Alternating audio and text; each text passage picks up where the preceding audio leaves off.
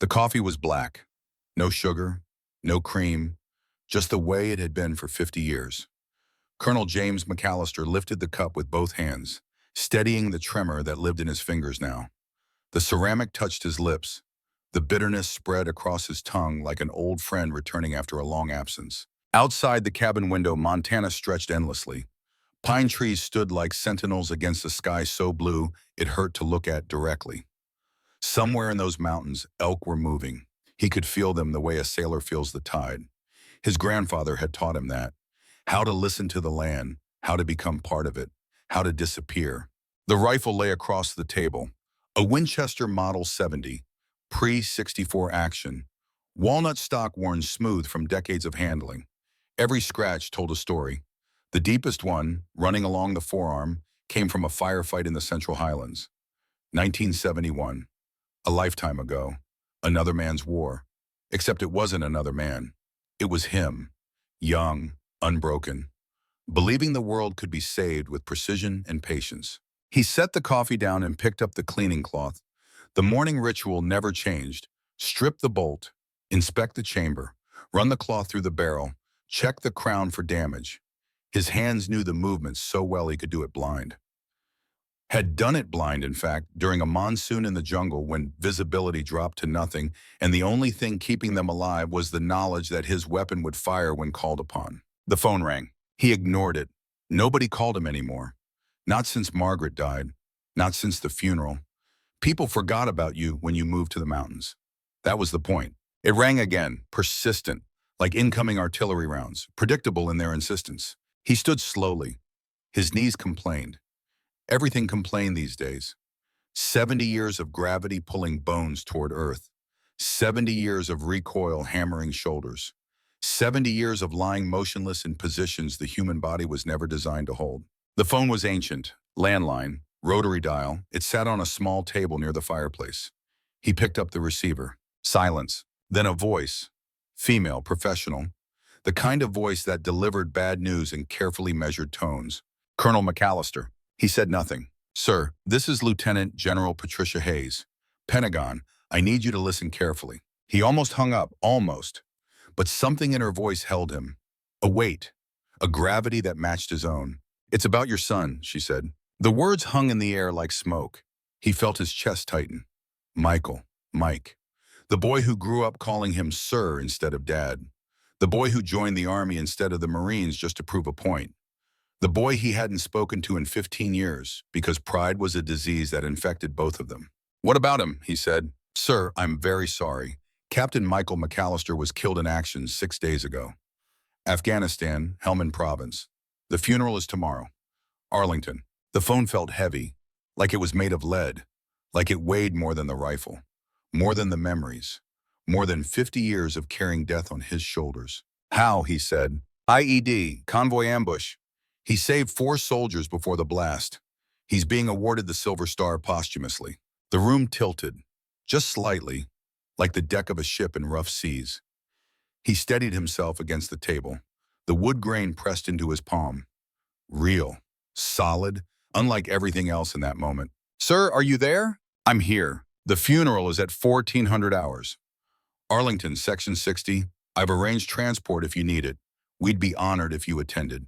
Mike spoke of you, even toward the end. The end. Such a small phrase for such a permanent thing. I'll be there, he said. He hung up before she could say anything else. Before she could offer condolences that meant nothing. Before she could tell him about honor and sacrifice and service, when the only thing that mattered was that his son was gone, and the last words they had spoken to each other were angry. The rifle stared at him from the table. Patient. Waiting. It had outlived Margaret. Now it had outlived Mike. It would probably outlive him too. Metal endured, people didn't. He walked to the bedroom. Opened the closet. His dress blues hung in the back, wrapped in plastic. He hadn't worn them since Margaret's funeral. Before that, his retirement ceremony. 28 years of service compressed into a shadow box on the wall and a uniform that smelled like mothballs. He pulled the plastic off. The fabric was still crisp. The metals still bright. Bronze Star, Purple Heart, Navy Cross, each one a memory he wished he could forget, each one a day someone died while he lived. The mathematics of survival were cruel. For every shot that landed true, someone's father didn't come home. Someone's son stopped writing letters. Someone's brother became a name on a wall. And now Mike was one of them. He sat on the edge of the bed. The mattress sagged under his weight. Outside, a hawk screamed. Hunting. Always hunting. Nature didn't stop for grief. The world kept turning whether you were ready or not. The flight to Washington took 6 hours. He didn't sleep. Couldn't. Every time he closed his eyes, he saw Mike as a boy, 8 years old, standing in the backyard with a BB gun, asking how to hold it, how to aim, how to breathe. You don't hold your breath, he had told his son. You breathe between heartbeats. Find the rhythm. Your body knows when to fire. Trust it. Mike had nodded, serious, focused. Even then, he understood that precision mattered, that the difference between hitting and missing was measured in fractions, in patience, in the willingness to wait for the perfect moment, even when every instinct screamed to act. The memory faded, replaced by another. Mike at 17, screaming at him across the dinner table. You're never here. You're always deployed, always somewhere else, always choosing the rifle over us. He had said nothing. What could he say? It was true. The rifle had been his first wife, Margaret his second, Mike a distant third. That was the cost of being what he was. A ghost, a shadow, a man who existed in the margins between life and death. Mike had left that night, packed a bag, enlisted in the Army the next morning. Not the Marines, the Army. A deliberate choice, a rejection. They hadn't spoken since except through lawyers and Margaret. And then Margaret died, and even that thin thread was cut. Arlington National Cemetery was quiet, too quiet, the kind of silence that pressed against your ears like deep water. He stood at the back of the crowd. 40, maybe 50 people, soldiers in dress uniform, family he didn't recognize, friends Mike had made in a life he knew nothing about. The chaplain spoke. Words about service and honor and eternal rest, the same words spoken over every grave since armies were invented. They meant nothing and everything, a ritual to comfort the living. The dead were past comfort. The honor guard folded the flag, crisp, precise, each fold measured, each crease perfect. They presented it to a woman in the front row. Dark hair, mid-20s, civilian clothes. She took it with steady hands, no tears, just a hardness around the eyes that said she understood exactly what the flag represented, what it cost. Volleys fired. 3 times, the sound rolled across the headstones like thunder. 7 riflemen, 21 shots. Mathematics again, always mathematics. He counted each one. Old habits. Taps played, a single trumpet, the loneliest sound in the world. He stood at attention, hand over his heart, back straight, eyes forward, the only way he knew how to be. When it ended, people dispersed, slowly, reluctantly, like they were afraid if they left too quickly, it would mean they didn't care. He stayed, waiting for the crowd to thin, waiting to be alone with what was left of his son. Colonel MacAllister, he turned. A woman approached, late 60s, silver hair, dress uniform heavy with stars. 3 of them. Lieutenant General, he recognized her face from news reports. Hayes, first female 3-star in Army intelligence, a legend in certain circles. General, I'm glad you came. Mike would have wanted you here. He doubted that, but he nodded anyway. Walk with me, she said. They moved away from the grave, down a path between white headstones that stretched like teeth in every direction. The names blurred together, all the young men who died so old men could keep their illusions. Mike was one of my best officers, Hayes said. Smart, dedicated, natural leader. He had a gift for training junior soldiers, made them believe they could be better than they were. That's good, MacAllister said. He didn't know what else to say, didn't know how to talk about a son he barely knew. Hayes stopped, turned to face him. Her eyes were hard, professional, but something moved behind them, something uncertain. Sir, I need to tell you something that's not in the official report. Go on. Mike's death wasn't an accident. The IED was placed specifically for his convoy. Intel suggests it was a targeted hit. Someone knew his route, his timing. Someone wanted him dead. The words settled like stones, heavy, cold. Why? He was investigating something. Weapons trafficking, smuggling routes through military supply chains. He found evidence linking the operation to someone inside our own system. Before he could report it fully, he was killed. We're still investigating who gave the order. But sir, there's more. Always more. Always another layer. War was an onion. Peel back one horror and another waited beneath. Mike was training a soldier before he died. A female sniper. Best shooter I've seen in 20 years. Mike thought she had a gift. Said she reminded him of someone. She let that hang there. An invitation. He didn't take it. Her name is Ava Reyes, Hayes continued. Sergeant first class. She was with Mike when he died. Tried to save him. She's taking it hard. I thought maybe you'd want to meet her. Mike spoke about you to her, said his father was the best sniper who ever lived.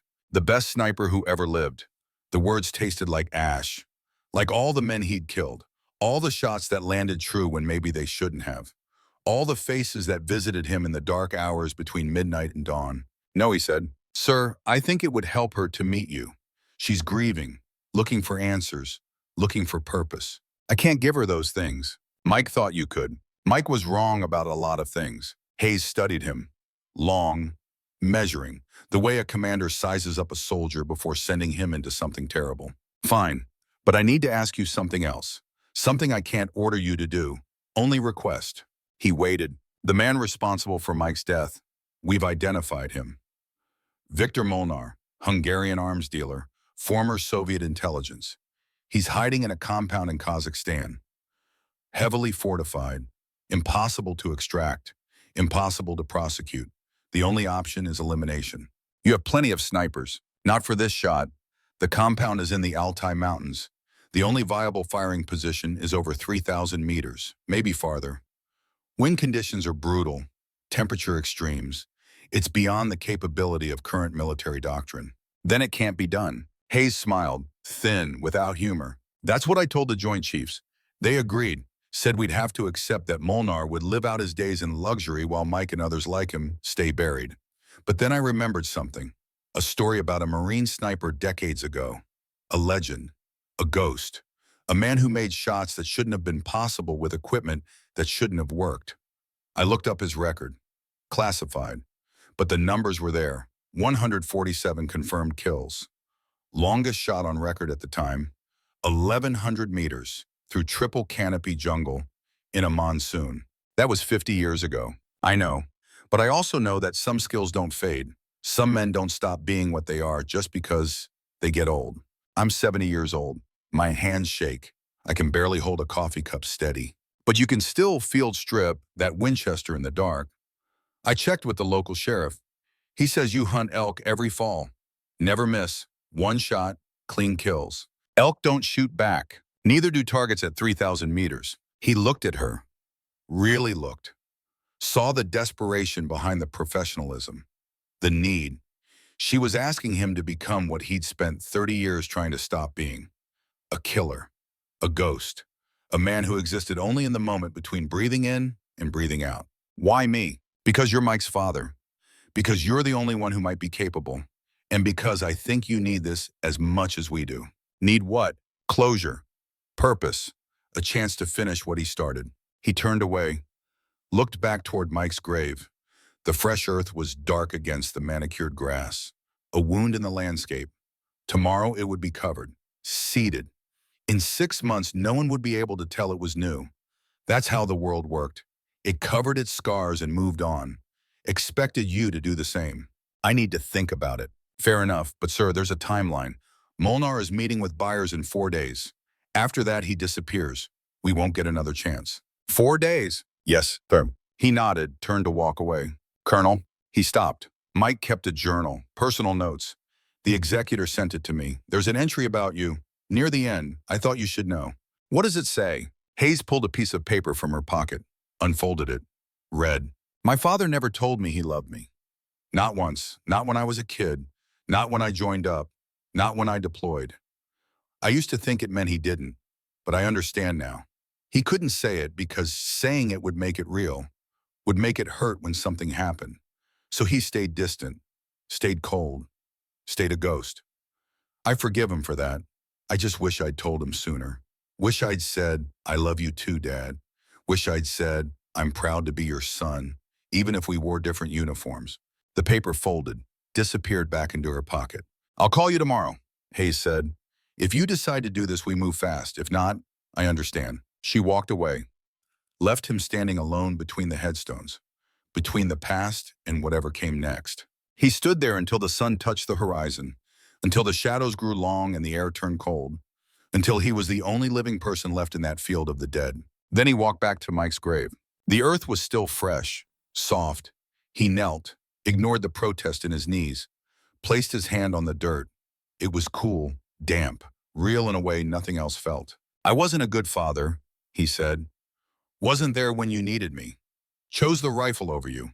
Chose the mission over family. I told myself it was duty, honor, service.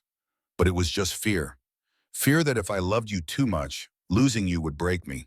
The wind moved through the trees, carried the smell of rain. Turns out I was right. It did break me. But you know what? I'm glad. Glad I feel this. Glad it hurts. Because it means you mattered. It means we mattered. Even if I was too much of a coward to say it. He stood, brushed the dirt from his knees. They want me to kill the man who killed you. Want me to become what I was. One more time, one last time. I don't know if I can, don't know if I should, but I know this. If I do it, it won't be for country. Won't be for honor. It'll be for you, just you. That's all I have left. No answer came. Dead men don't speak, don't offer advice, don't grant permission. They just lie there under 6 feet of earth and let the living figure out what comes next. He walked back to his rental car, drove to a hotel near the airport, sat in the dark room and stared at the ceiling until dawn. At 0600 hours, he called Hayes. I'm in, he said. Good. There's a plane waiting at Reagan. Be on it by noon. You'll fly to Fort Bragg, meet the team, get briefed, train for 2 days, then deploy. Who else is going? Small team, spotter, drone operator, medical, security element, and Ava Reyes. Why her? Because she's the backup. If you can't make the shot, she will. She's not ready. Mike thought she was. Mike's dead. Exactly. So prove him right. Prove he didn't die training someone who can't finish what he started. She hung up before he could argue. Military efficiency, no wasted words, no room for doubt. He packed his bag, not much. Spare clothes, toiletries, and the Winchester. Always the Winchester. It had been to wars in 3 different decades. Might as well make it 4. The flight was military transport. Loud, uncomfortable. He sat alone in the cargo bay surrounded by crates and equipment. A loadmaster offered him earplugs. He refused. Wanted to feel the noise. Wanted to be present in the discomfort. Anything to avoid thinking about what came next. Fort Bragg was organized chaos. Soldiers everywhere, training, moving, preparing for deployments to places that would never make the news. He was met at the airfield by a Humvee, driven to a nondescript building in a restricted section of the base. Inside, a briefing room, maps on the walls, satellite photos, intel reports, and people. 4 of them. Hayes stood at the front. Next to her, a woman in fatigues, late 20s, Hispanic features, dark eyes that carried the same haunted quality he saw in his own mirror every morning. Colonel MacAllister meets Sergeant First Class Ava Reyes. The woman stepped forward, extended her hand. He took it. Her grip was firm, no hesitation, no weakness. Sir, Mike spoke highly of you. He let go, stepped back, didn't know what to say. Didn't know how to tell her that Mike barely knew him. That the father Mike described was probably more myth than man.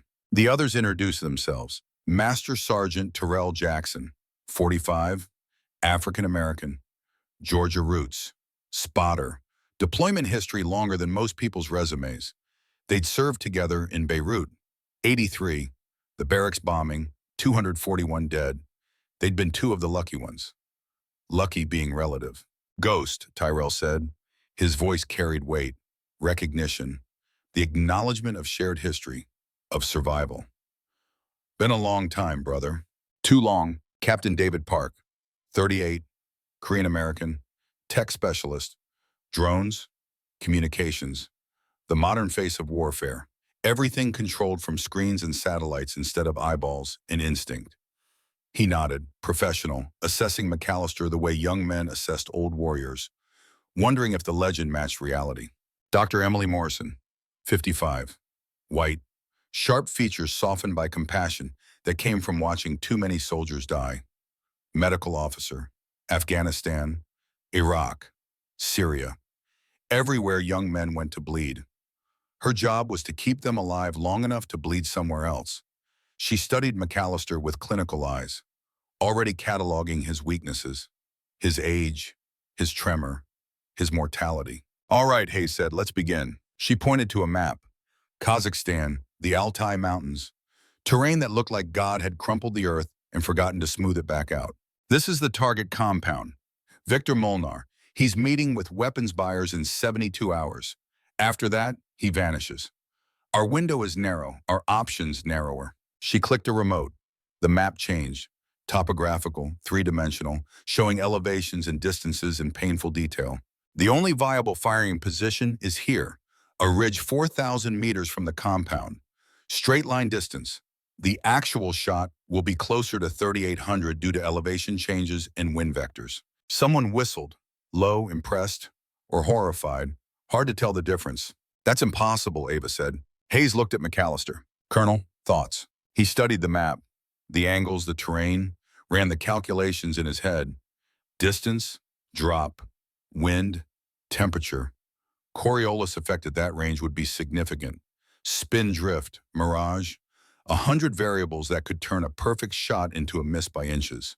It's not impossible, he said, just improbable. What's the difference, Ava asked. Impossible means it can't be done. Improbable means it can. You just need the right person, the right equipment, the right moment, and a lot of luck. Hayes smiled, grim, satisfied. That's what I told the chiefs. So, 2 days. We train, we prepare, we make the improbable probable. Questions. Just one, MacAllister said. What happens if we miss? Then Molnár keeps selling weapons, keeps killing American soldiers, keeps profiting from blood, and Mike died for nothing. The room went quiet, the kind of quiet that came before violence, before decisions that couldn't be undone. Understood, MacAllister said. Good. Get some rest. Training starts at 0400. Dismissed. The group dispersed, heading for bunks, for showers, for whatever personal rituals they used to prepare for what was coming. Ava lingered, approached him slowly, carefully, like approaching a wild animal that might bolt. Sir, can I ask you something? He waited. Mike said you were the best, said you could do things other snipers couldn't, said you saw things others missed. Is that true? Mike exaggerated. I don't think so. I saw him shoot, saw what he was capable of, and he said he learned everything from you. He taught himself. I just gave him the rifle. She shook her head, frustrated, searching for words. Look, I know you two weren't close. Mike told me that, told me about the fights, the distance, all of it. But he also told me that when he looked through a scope, he heard your voice, teaching him, guiding him, telling him to breathe, to wait, to trust the moment. MacAllister felt something crack inside, small, hairline, like ice beginning to thaw. What else did he say? That you were the reason he became a soldier. Not to spite you, to honor you, to be like you, even if he couldn't tell you that. The crack widened, deeper, threatening to break through. I need some air, he said. He walked out before she could respond, before the crack became a chasm, before 50 years of control shattered into something he couldn't contain. Outside, the night was clear. Stars scattered across the sky like bullet holes in black fabric. He stood there, breathing, trying to remember how to be a person instead of a weapon. Tyrell found him 20 minutes later. Rough day, the older man said. Rough life. Tyrell laughed, bitter, understanding. Remember Beirut, every day. Remember what you told me. After, when I couldn't stop seeing the bodies. MacAllister remembered. He'd said a lot of things that day, most of them useless. But one thing had stuck, had meant something. I told you that carrying the dead was the price of being alive. That's right. And you told me something else. You told me that the only way to honor them was to keep moving, keep fighting, keep being what they needed us to be. What's your point? My point is Mike's dead. You can't change that. But you can finish what he started. You can make his death mean something. Or you can go back to Montana and drink coffee alone until your hands shake so bad you can't hold the cup anymore. MacAllister turned, looked at his old friend, saw the years written in the lines of his face, saw the bodies they'd both carried, the weight that never lifted. You really think we can make this shot? No, but I think you can, and that's enough. They stood there. Two old warriors. Two men who'd survived when they shouldn't have. Two ghosts who kept breathing out of habit more than will. All right, MacAllister said, let's get to work. They walked back inside, into the light, into whatever came next. Because that's what soldiers did. They moved forward, even when forward meant towards something that would probably kill them. Even when forward meant becoming what they'd spent their lives trying to leave behind. The rifle waited, patient, knowing it always did. Dawn came like a knife, sharp, cold, unforgiving. MacAllister stood in the pre-light gray, watching his breath crystallize in the North Carolina air. Around him, Fort Bragg was waking, engines coughing to life, boots on pavement, the machinery of war grinding forward like it had for centuries, like it would for centuries more. His hands were steady, for now. The medication Morrison had given him worked well enough in the calm hours, but he knew what would happen under stress. The tremors would return. The shake that lived in his nervous system like a parasite. Parkinson's didn't care about missions or dead suns or impossible shots. It just slowly stole your body one neuron at a time. 0400 hours, training began. The range stretched into darkness. No lights, no technology, just iron sights and instinct. MacAllister had insisted if they were going to make this shot, they needed to strip away everything modern warfare relied on. Get back to basics, back to what worked when batteries died and computers failed, and the only thing standing between success and failure was a man's ability to read the world around him. Ava arrived first, full kit, rifle slung, eyes clear despite the hour. She moved like Mike had, efficient, no wasted motion, every step purposeful. He wondered if she knew, if she realized how much of his son she carried in the way she walked, in the way she held her weapon like it was an extension of her arm rather than a tool. Sir, Sergeant. She stood at attention, waiting for orders, for guidance, for whatever wisdom he was supposed to possess. He felt like a fraud, an old man pretending he still knew how to do this, pretending the years hadn't eroded his skills along with his joints. We're going old school, he said. No rangefinders, no ballistic computers, no kestrel wind meters, just your eyes, your mind, your body. She nodded, didn't argue. Mike had trained her well, taught her to trust experience over equipment, taught her that machines broke but skills endured. First lesson, tell me what you see. She scanned the range, took her time, let her eyes adjust to the darkness. He watched her pupils dilate, watched her breathing slow, watched her become still in the way hunters become still, in the way predators wait. Grass is leaning east, steady, maybe 8 miles per hour, temperatures dropping. I can see my breath condensing faster than it was 5 minutes ago. That means wind will shift soon, cold air sinks, creates turbulence. Good, what else? Birds, sparrows, they're flying low. Means pressure's dropping, storm coming, maybe 24 hours out. Better. Now tell me something you can't see but you know is there. She hesitated, thinking, processing. Mirage, it's too dark to see it now. But when the sun comes up, heat differential will create distortion. At long range, that'll throw calculations off by feet, maybe more. He almost smiled. Almost. Mike had taught her the invisible things, the way air moved, the way temperature played with light, the way the earth breathed and that breath changed everything. You learned well. Mike was a good teacher. He was. Better than I was. That's not what he told me. What did he tell you?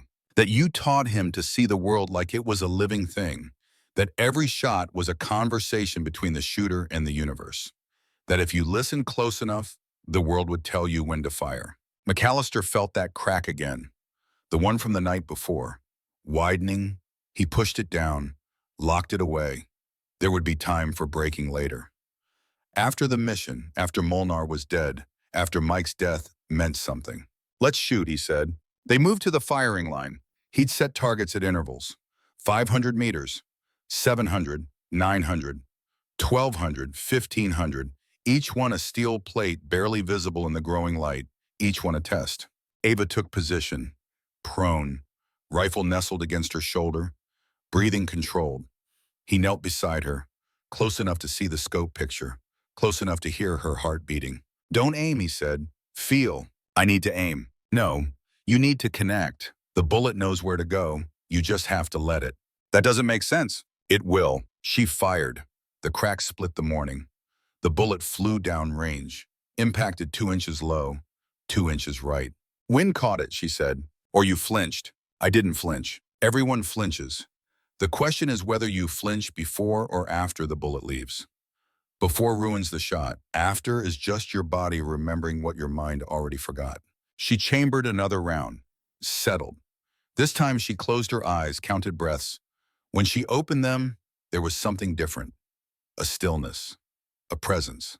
She fired. The plate rang clear, dead center. Again, he said. She fired 4 more times. 4 more hits. The rhythm building. The connection forming. By the time the sun crested the horizon, she'd put 20 rounds downrange. 18 hits, 2 misses. Both explained by wind shifts she couldn't have predicted. You're ready for distance, he said. Terrell arrived as they were moving to the long-range setup. He carried coffee, black, 3 cups, handed them out like communion. Morning, Ghost. Ava. Sergeant Jackson. Tyrell grinned, still using ranks. Like we're not about to do something so illegal it'll get us all court-martialed if anyone finds out. It's not illegal if the Pentagon authorizes it, Ava said. It's not authorized if it never happened. And this never happened. He was right. MacAllister knew the game. Plausible deniability. If they succeeded, the mission would disappear into classified files. If they failed, they'd be disavowed. Rogue operators acting without orders. That's how it worked at this level. That's how it had always worked. They spent the morning pushing distance. Ava shot until her shoulder ached, until her trigger finger developed a callus, until the scope's reticle was burned into her vision. MacAllister spotted, called wind, made minute adjustments to her holdovers. By noon, she was hitting consistently at 1,800 meters. But they needed more. They needed 3,800, more than twice as far. A different universe of difficulty. Take a break, MacAllister said. Ava stood, stretched, walked to the shade of a nearby building, sat with her back against sun-warmed brick, drank water, ate an energy bar that tasted like cardboard and lies. MacAllister and Terrell stood together. Old friends, old warriors, old ghosts. She's good, Tyrell said. She's very good, but good isn't enough. Mike thought it was. Mike died before she was ready. You think you can make her ready in 2 days? No, but I can make her ready enough. That a distinction that matters? We'll find out. Park found them at 1,300 hours. Brought satellite photos. New intel, updates on Molnár's schedule. They spread the photos across a table in the briefing room. The compound looked like a fortress. High walls, guard towers. Satellites showed heat signatures. 20, maybe 30 personnel. All armed, all trained. The meeting's confirmed, Park said. 72 hours from now.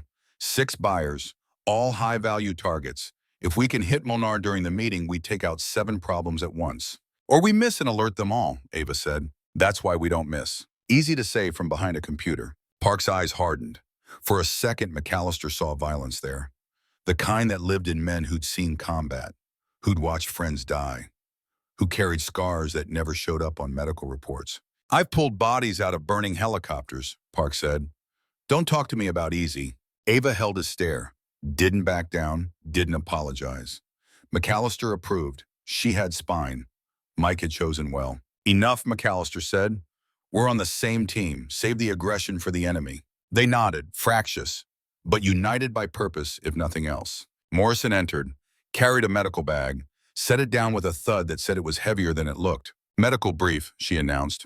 Pay attention because I'm only saying this once. They gathered, listened. The target location is at 12,000 feet. That's high enough for altitude sickness. Symptoms include headache, nausea, impaired judgment. We'll pre-dose with acetazolamide. Take it seriously. Impaired judgment at that altitude with that shot means mission failure. She looked at MacAllister, held his eyes. Sir, I need to address your condition. The Parkinson's will be worse at altitude. Cold temperatures exacerbate tremors. Stress hormones make it worse. The medication I can give you will help, but it'll also lower your heart rate, slow your reflexes. There's a balance. Too much and you can't function. Too little and you can't hold the rifle steady. What's your recommendation? Honestly, don't take the shot, let Ava do it. That's not your call. You're right, it's yours. I'm just telling you the medical reality. You might not survive this. Even if we succeed, even if we extract clean. Your body is under strain. It wasn't designed to handle. Not at your age, not with your condition. Then it's a good way to go. Morrison's face showed nothing, but her eyes carried sadness. The kind doctors developed after watching too many patients choose death over life, choose purpose over survival. As you say, sir, the afternoon was reserved for gear checks, equipment prep, the minutia that separated successful operations from disasters. MacAllister cleaned his Winchester, every part inspected, every surface checked. The rifle was older than most of the soldiers on base, but it had been to war before, knew what was expected, would deliver if asked. Ava approached while he worked, sat cross-legged on the floor, watched his hands move, the ritual of it, the meditation. Mike cleaned his rifle the same way, she said. I taught him that. Only thing I taught him that mattered. He said you taught him more than that. Said you taught him patience. How to wait. How to accept that some things couldn't be rushed. I taught him to hunt. That's all. That's not all. He told me about Montana, about sitting in the woods with you when he was 8, how you spent 6 hours waiting for a deer, never moved, never complained, just waited. He said that day taught him more about being a soldier than any training ever did. MacAllister's hands stopped. The cloth suspended over the barrel. The memory surfaced, vivid, painful. Mike in an oversized camo jacket, shivering, wanting to go home. But staying because his father was staying, because even then he wanted approval, wanted to prove he could endure. That was a long time ago. Not that long, not for him. He returned to cleaning, the motion helping him avoid her eyes, avoid the question lurking behind her words. Why did you stop talking to him? She asked. That's not your business. Maybe not, but I loved him, and he loved you. Even if you couldn't see it, even if he couldn't say it. So I'm asking, why? The cloth moved in steady circles. Polish, inspect. Polish again. Ritual as armor against emotion. Because every time I looked at him, I saw myself. Saw the things I'd done, the men I'd killed, the pieces of my soul I'd left in jungles and deserts and mountains. I didn't want that for him. Didn't want him to become what I was. So you pushed him away. So I gave him the chance to be something else. Someone better. And he became a soldier anyway. Became exactly like you. MacAllister set the rifle down, looked at her directly.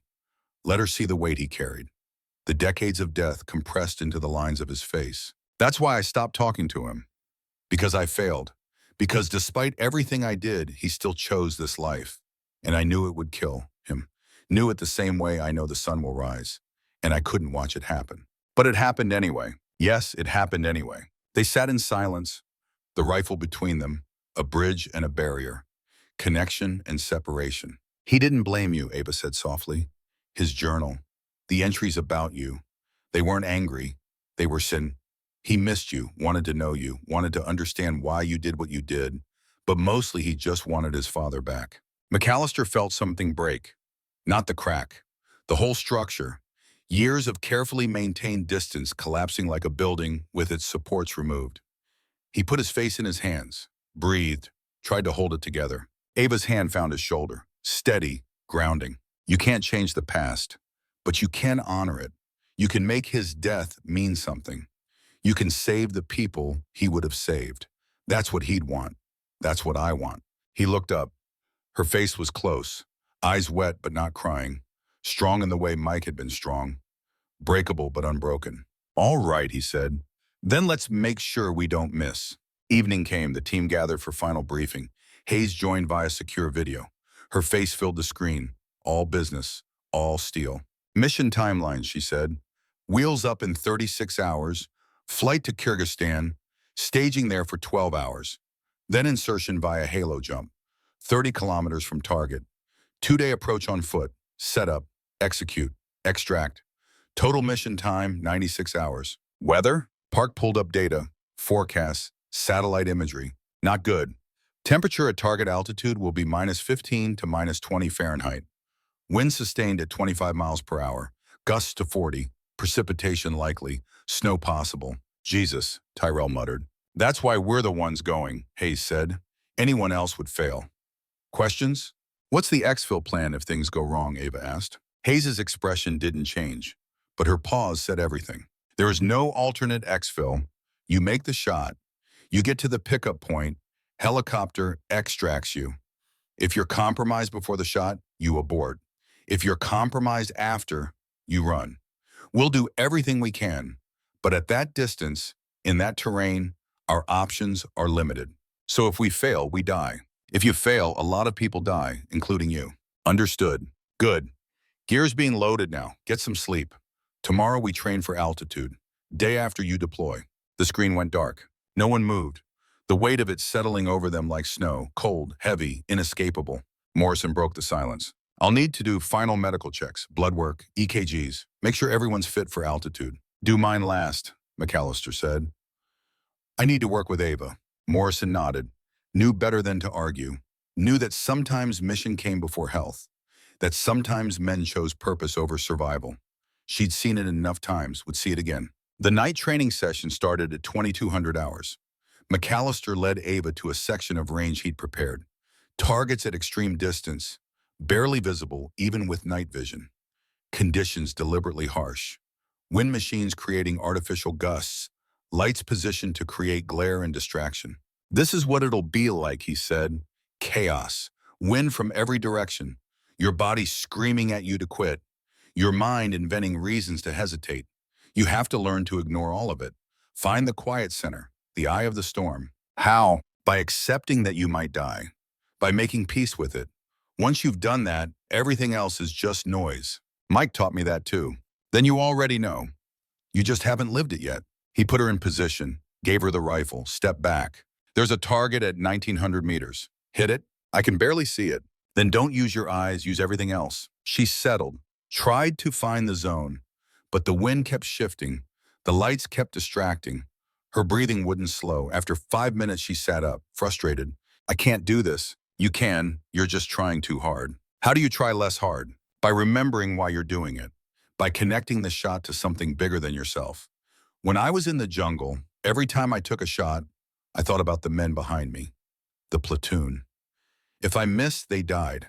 That focus cut through everything else. Made the shot simple.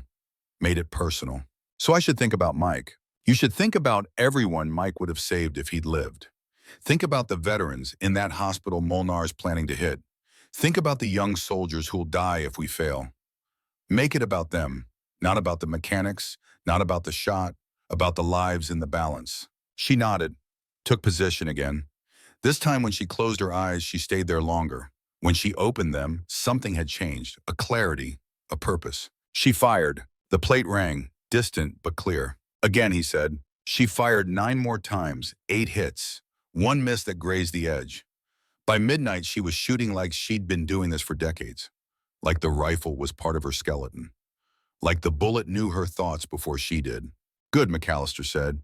Now do it with me spotting, like it'll be on mission. They reset. He took position beside her. Close enough to see her scope. Close enough to feel her heartbeat through the ground. Close enough to whisper. Target, 1900 meters.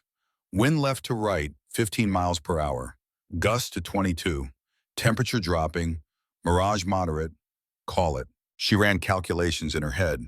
Dialed the scope. Adjusted her hold. 5.2 mils elevation. 0.8 mils wind. Send it. The rifle cracked. The bullet flew. 3 seconds later, impact. Dead center. They ran the drill for 2 hours. Different distances, different conditions, different complications. By 0200 hours, Ava was hitting 90% of shots. Better than most snipers would ever achieve. Good enough for combat, but still not enough for 3,800 meters. You're ready, MacAllister said. I'm not. That was less than 2,000. We need double that. We'll get there. But tonight you learned something more important than distance. What's that? That you can do this. That when everything's falling apart, you can still make the shot. That's what matters. That's what'll keep you alive. And you? Can you still do it? The question hung there. Honest, direct, deserving a real answer. I don't know. My hands shake. My eyes aren't what they were. My body's breaking down faster than I can hold it together. But I know this.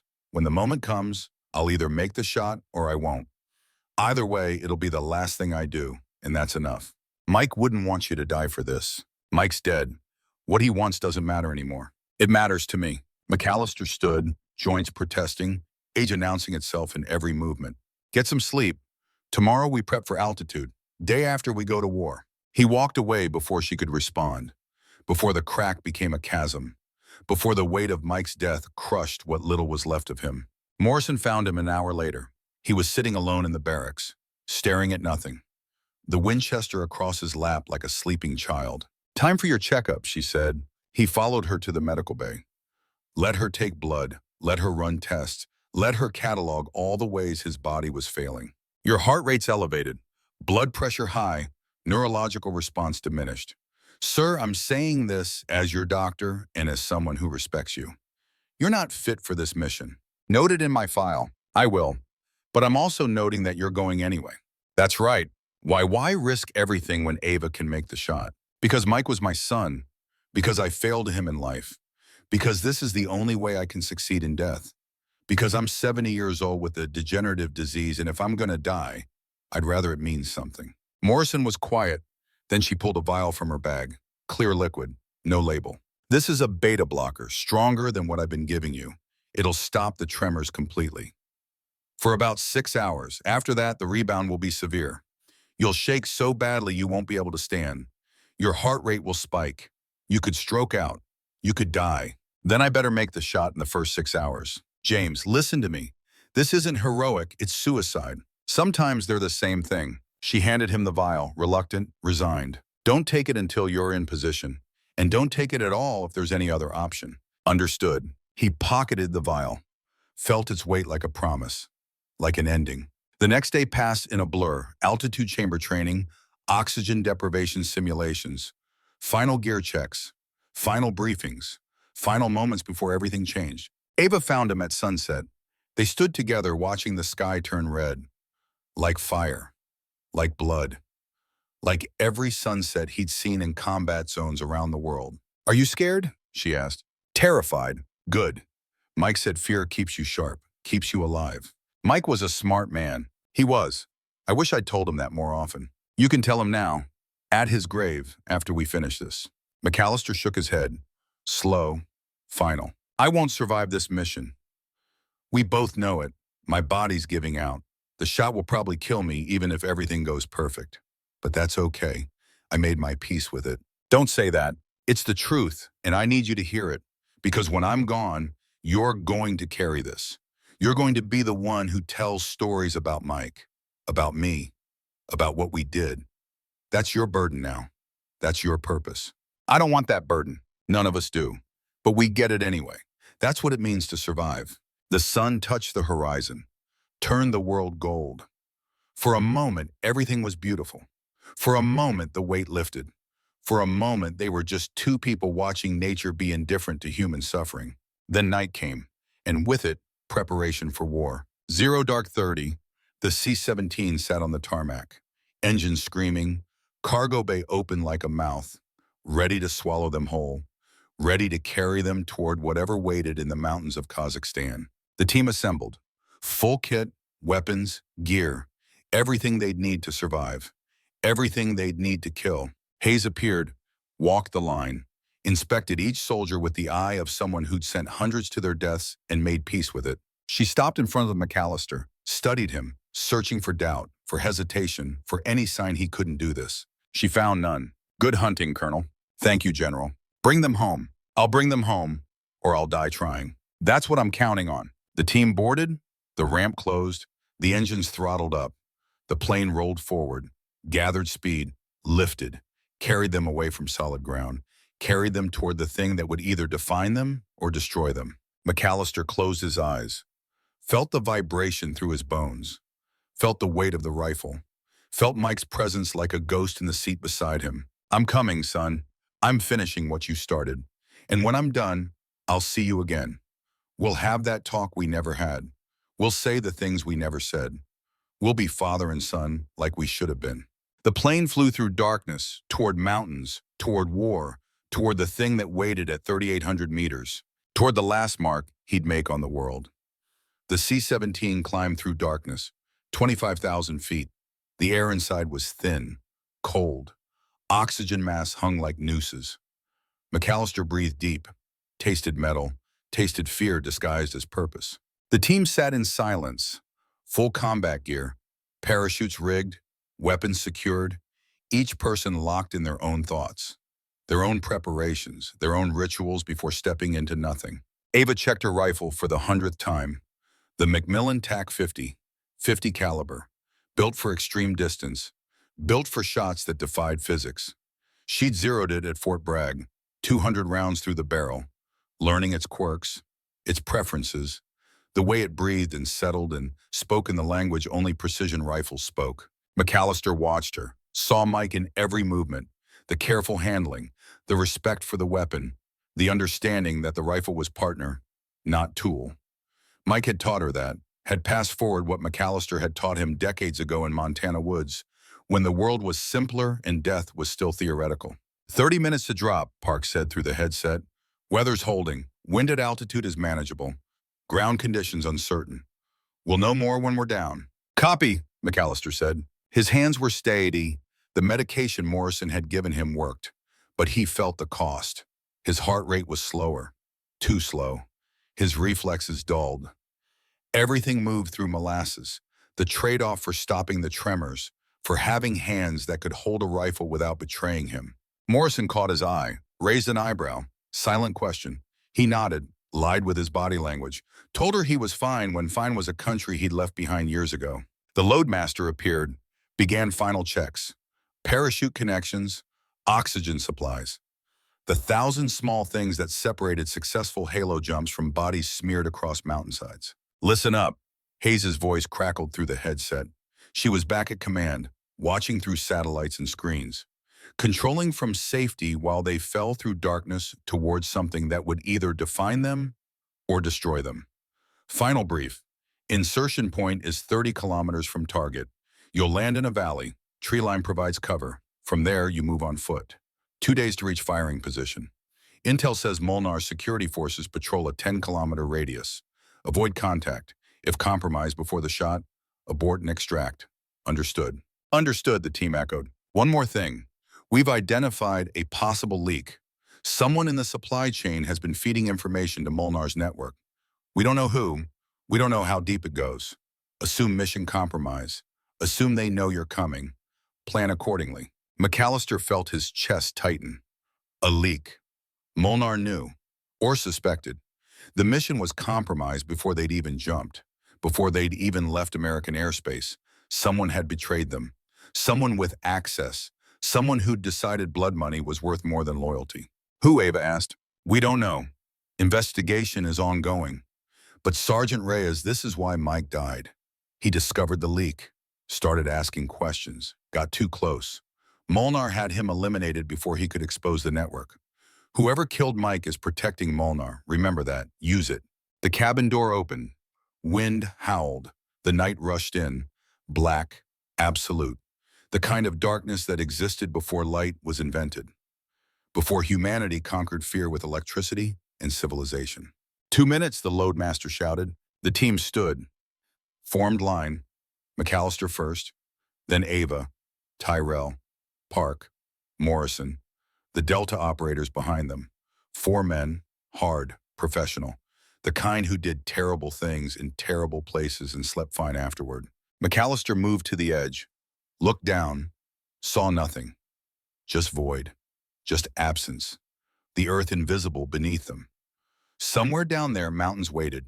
Valleys, rivers, and men with guns who'd been paid to kill them. 30 seconds. He thought about Mike. About the boy who'd become a man without him watching, who'd learned to be a soldier, to be a leader, to be someone worth following, all without his father's guidance, all in spite of his father's absence. 10 seconds. He thought about Margaret, about promises made and broken, about a marriage that survived deployments but died from accumulated distance, from the slow erosion of being married to a ghost who was physically present but emotionally absent. 5 seconds. He thought about the shot.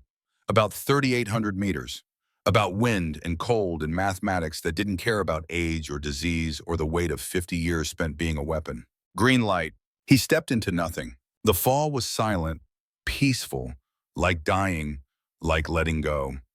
The wind screamed past, but he couldn't hear it through the helmet, just felt the pressure, the acceleration, the pull of gravity asserting its dominion. He counted seconds, waited for terminal velocity. For the moment when falling stopped being controlled and became inevitable.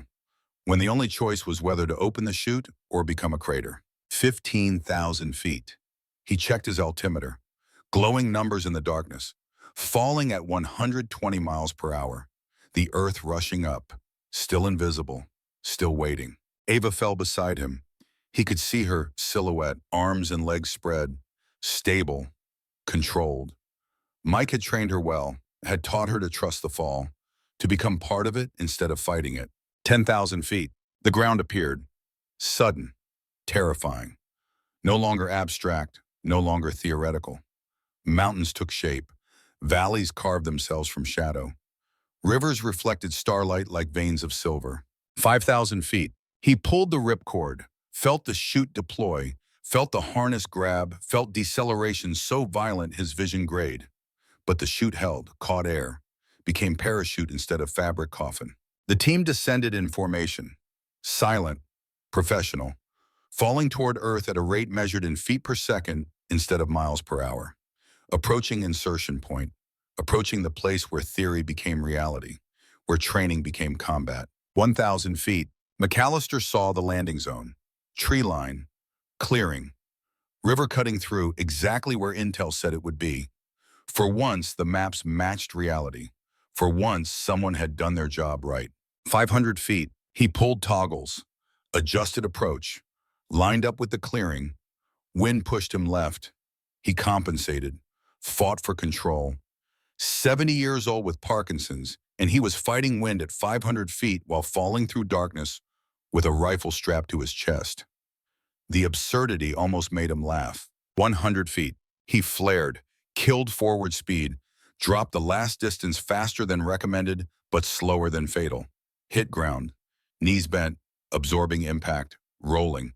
Coming up with rifle already unslung, already scanning, already being the weapon he'd been trained to be. The team landed in sequence. Aba 10 seconds after him. Tyrell, Park, Morrison. The Delta operator spreading out, creating perimeter, establishing security in the first 60 seconds because the first 60 seconds were when you died if you weren't professional. Chutes down, MacAllister ordered. They collapsed the parachutes, buried them in snow, covered tracks, eliminated evidence. In 30 minutes, no one would know they'd been there. In 30 minutes, they'd be ghosts, invisible, present but undetectable. Park pulled out a tablet, salvaged tech, hardened against EMP, running on battery that would last 4 days if they were careful, less if they weren't. Satellite feed is compromised, he said. Someone's jamming the frequencies. Local only, targeted. They know we're here. How? Ava asked. The leak has to be. Someone told them when. Someone told them where. We're walking into a prepared ambush. MacAllister felt the weight settle, heavier than the pack, heavier than the rifle. The weight of certainty that this mission was compromise, that someone had betrayed them, that every step forward was a step into a trap that had been set before they'd even left American soil. Options, he said. Abort, Morrison said immediately. Extract, live to fight another day. If we abort, Molnár disappears. We lose the shot. Mike died for nothing. If we proceed, we all die. Then Mike still died for nothing. But at least we're alive to try again later. There is no later, Hayes' voice crackled through the radio, scratchy, distant, barely audible through the jamming. Molnár moves in 72 hours. After that, he's gone. This is the only chance.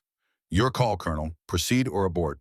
MacAllister looked at his team, saw the calculation in their eyes, saw them weighing survival against mission, saw them doing the math that soldiers always did, the cold arithmetic of acceptable loss. We proceed, he said, but we change the approach. Assume every route is compromised. Assume every piece of intel is wrong. We navigate by terrain, avoid trails, avoid the obvious, make them work to find us.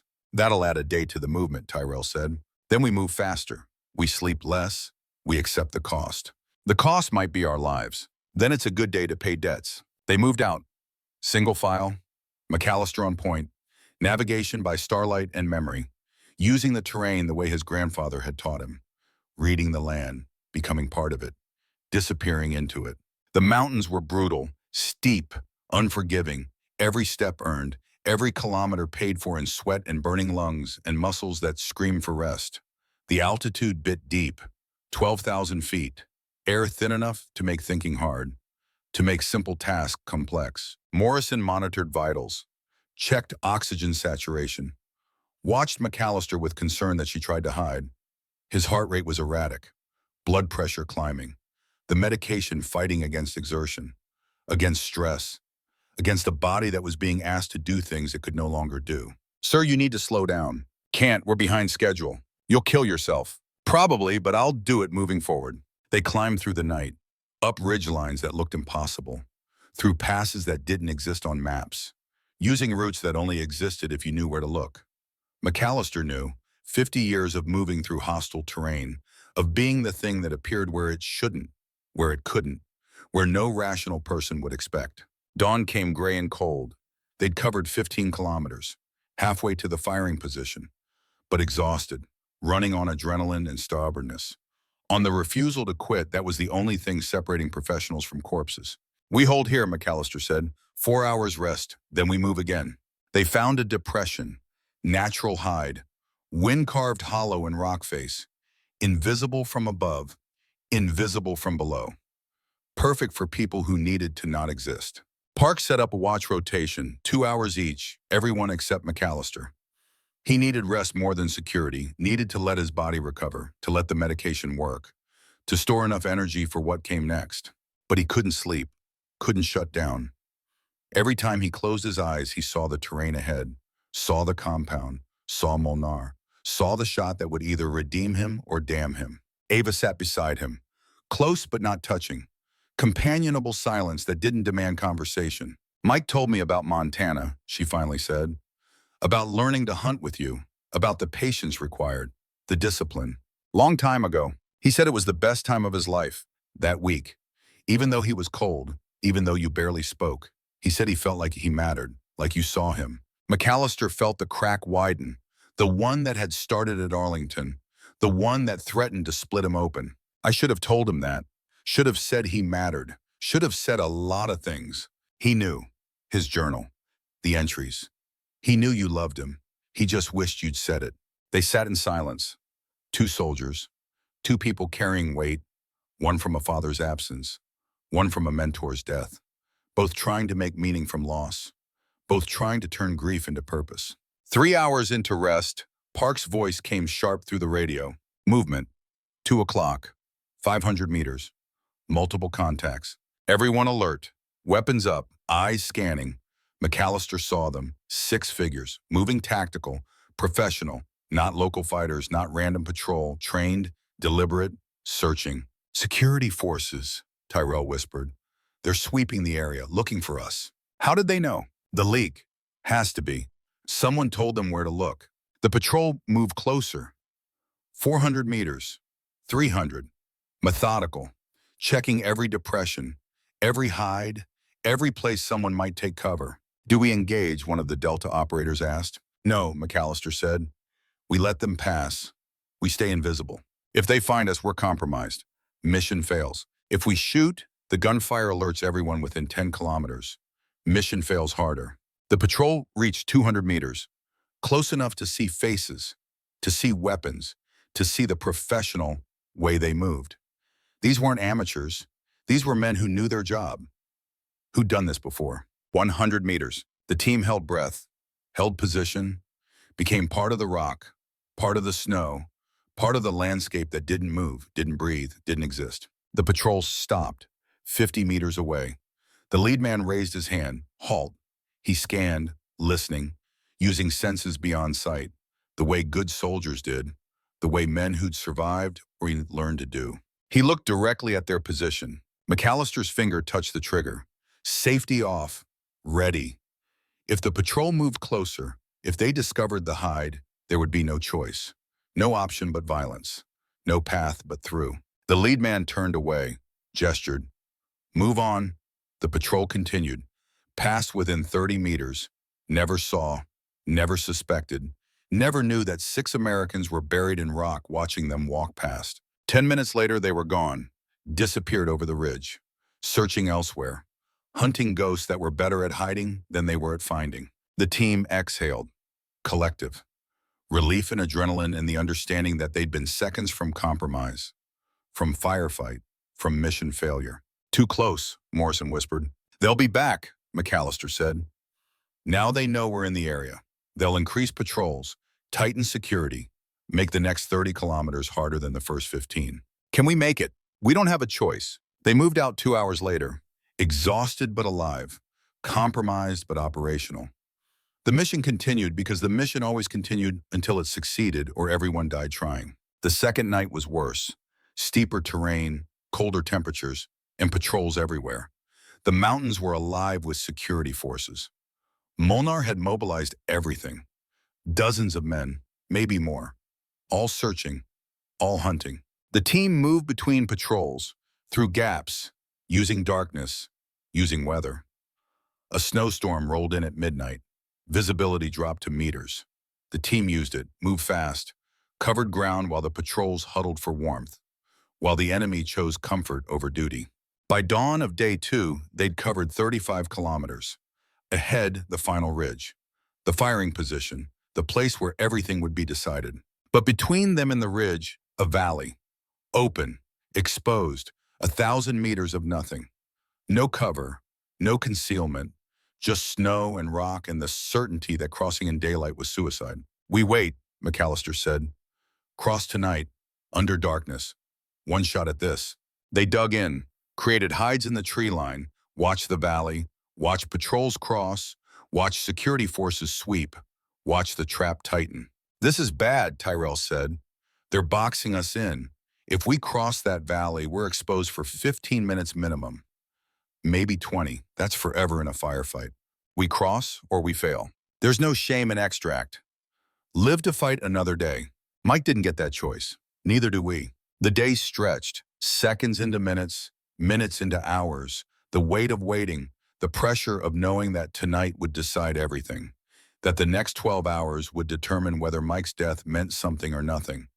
Whether their sacrifice was purpose or waste. Morrison approached MacAllister, checked vitals. Blood pressure critical, heart rate irregular, tremors returning despite medication. Sir, you're shutting down. Your body can't sustain this. It doesn't need to sustain, just needs to last long enough for the shot. And after, there is no after. Not for me, we both know that. James, listen to me. The medication is killing you as surely as the Parkinson's. Your organs are failing. You need evacuation, need proper medical care. After the shot, you won't survive the shot. Then I die doing something that matters. Better than dying in a hospital bed. Better than dying forgotten. Morrison's eyes were wet, professional armor cracking, showing the human underneath. The person who cared, who'd watched too many soldiers die, who wanted just once to save someone who mattered. Mike would want you to live. Mike's dead. I'm going to make sure he didn't die alone. Night fell. Final. Absolute. The team prepared, checked gear, checked weapons, checked each other. The small rituals that separated living from dying. The attention to detail that was the difference between professional and corpse. MacAllister stood at the edge of the tree line, looked across the valley. Somewhere beyond, Molnár slept. Unaware, protected by distance and security and the arrogance of men who believed money made them untouchable. Tomorrow, that distance would be measured in miles, in wind speed, in the seconds it took a bullet to fly. Tomorrow, MacAllister would either become a ghost that mattered or a body that didn't. Either way, Mike would be avenged. The debt would be paid, the weight would be lifted, or it would crush him entirely. Move out, he said. They stepped into the valley, into the open, into the place where ghosts became targets, where invisible became visible, where the only thing protecting them was darkness and prayer, and the hope that the enemy had grown complacent. They were halfway across when the first shot rang out. Then the world became fire. The ridge was a knife edge between earth and sky. Behind them, 3,000 feet of vertical drop. Below, the valley spread like a map drawn by a god with shaking hands. Somewhere in that maze of stone and snow, Molnár waited, unaware, protected by distance and mountains and the arrogance of men who believed themselves untouchable. MacAllister lay flat against rock that bit through every layer of clothing. The cold was absolute, the kind that started in your bones and worked outward until breathing hurt, until thinking hurt, until existence itself became an act of will against the universe's desire to freeze you solid. Beside him, Ava checked her rifle for the 100th time. Mechanical, precise, the ritual of soldiers before combat. Check, double check, triple check. Because once it started, there was no room for equipment failure, no room for second chances. 2 hours before the window opened, Tyrell was 50 meters downslope. Security position, eyes scanning approaches. The Delta operators had taken casualties getting here. 2 dead in the ambush. 1 wounded badly enough, Morrison had to make the choice. Morphine and prayer or a bullet and certainty. The wounded man had chosen the bullet, asked Tyrell to do it. Make it quick. Make it mean something. Tyrell had 1 shot, professional, clean. Then he'd shouldered the body and carried it 100 meters before laying it to rest under stones they'd stacked like a cairn. No words, no ceremony. Just the acknowledgement that a man had died and the living owed him the decency of not leaving him for scavengers. That was 8 hours ago. The weight of it still hung on all of them. The knowledge that they were in a place where death was casual, where bodies became geography, where the mission mattered more than any individual life.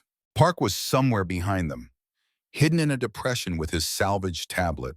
The drone was gone, shot down in the ambush. But he still had satellite access, still had thermal imaging, still had eyes on the compound, even if those eyes were delayed by seconds and compromised by distance. Morrison had stayed at the base camp, 3 clicks back, with the remaining Delta operator, emergency medical station. Last fallback position. If things went wrong, if extraction became impossible, that's where they'd rally.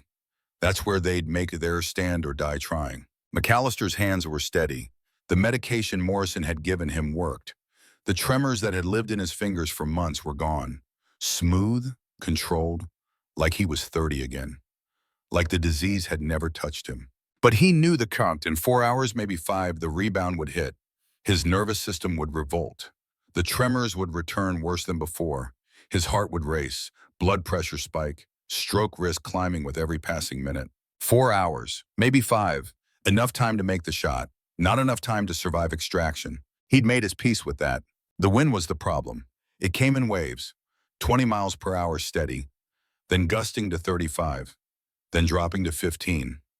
No pattern, no predictability, just chaos funneled through mountain passes and amplified by temperature differentials between sun-heated rock and snow-covered valleys. At 3,800 meters, wind wasn't just a variable, it was the variable. The difference between a hit and a miss measured in feet. The difference between mission success and catastrophic failure measured in the width of a human body. Target's moving, Park's voice crackled through the earpiece. Thermal shows multiple heat signatures in main courtyard. Count is 7. Repeat, 7 targets. Molnár plus 6 buyers. All the intelligence had promised. All the targets in one place. One shot to eliminate the head of a weapons network that stretched from Kazakhstan to Syria to cells in Europe that were planning attacks on soft targets. Shopping malls, schools, hospitals. The Veterans Hospital in Montana, 2,000 patients. 40 Vietnam-era vets who'd survived war only to face death in their beds from explosives sold by a man who'd never fired a shot in combat, who'd gotten rich on the blood of better men. MacAllister thought about those vets, men his age, men who'd carried the same weight, who'd left pieces of themselves in the same jungles, who deserved to die peacefully, surrounded by family, not torn apart by shrapnel while nurses screamed in smoke-filled hallways. 30 minutes, he said. Copy, Park replied. Ava shifted. Minimal movement. Professional. But he felt her tension. The coiled energy of someone preparing to do something they'd trained for but never done. Combat was different. Training could simulate, could approximate. But it couldn't replicate the knowledge that if you failed, people died. That your finger on the trigger was the difference between justice and tragedy. You ready? He asked. No. Good. If you were ready, you wouldn't take it seriously enough. Mike said the same thing. Before my first deployment, he told me that confidence was dangerous. That doubt kept you sharp. He was right. Was he ever wrong? About you. She turned her head, just enough to see his face. Wind had carved tears from her eyes, frozen them on her cheeks like scars. What do you mean? He thought I was ready for this. Thought I could handle the weight, the responsibility, The knowledge that if I miss, people die. Can you? She was quiet, thinking, being honest with herself in a way most people never managed. I don't know, but I know I'm here. I know I'm going to try. I know that if I fail, at least I failed trying to save lives instead of sitting safe somewhere pretending I couldn't make a difference. That's all any of us can do. Is it enough? It has to be. The minutes crawled. Seconds stretched like taffy. Time moved the way it did before combat. Slow and fast simultaneously.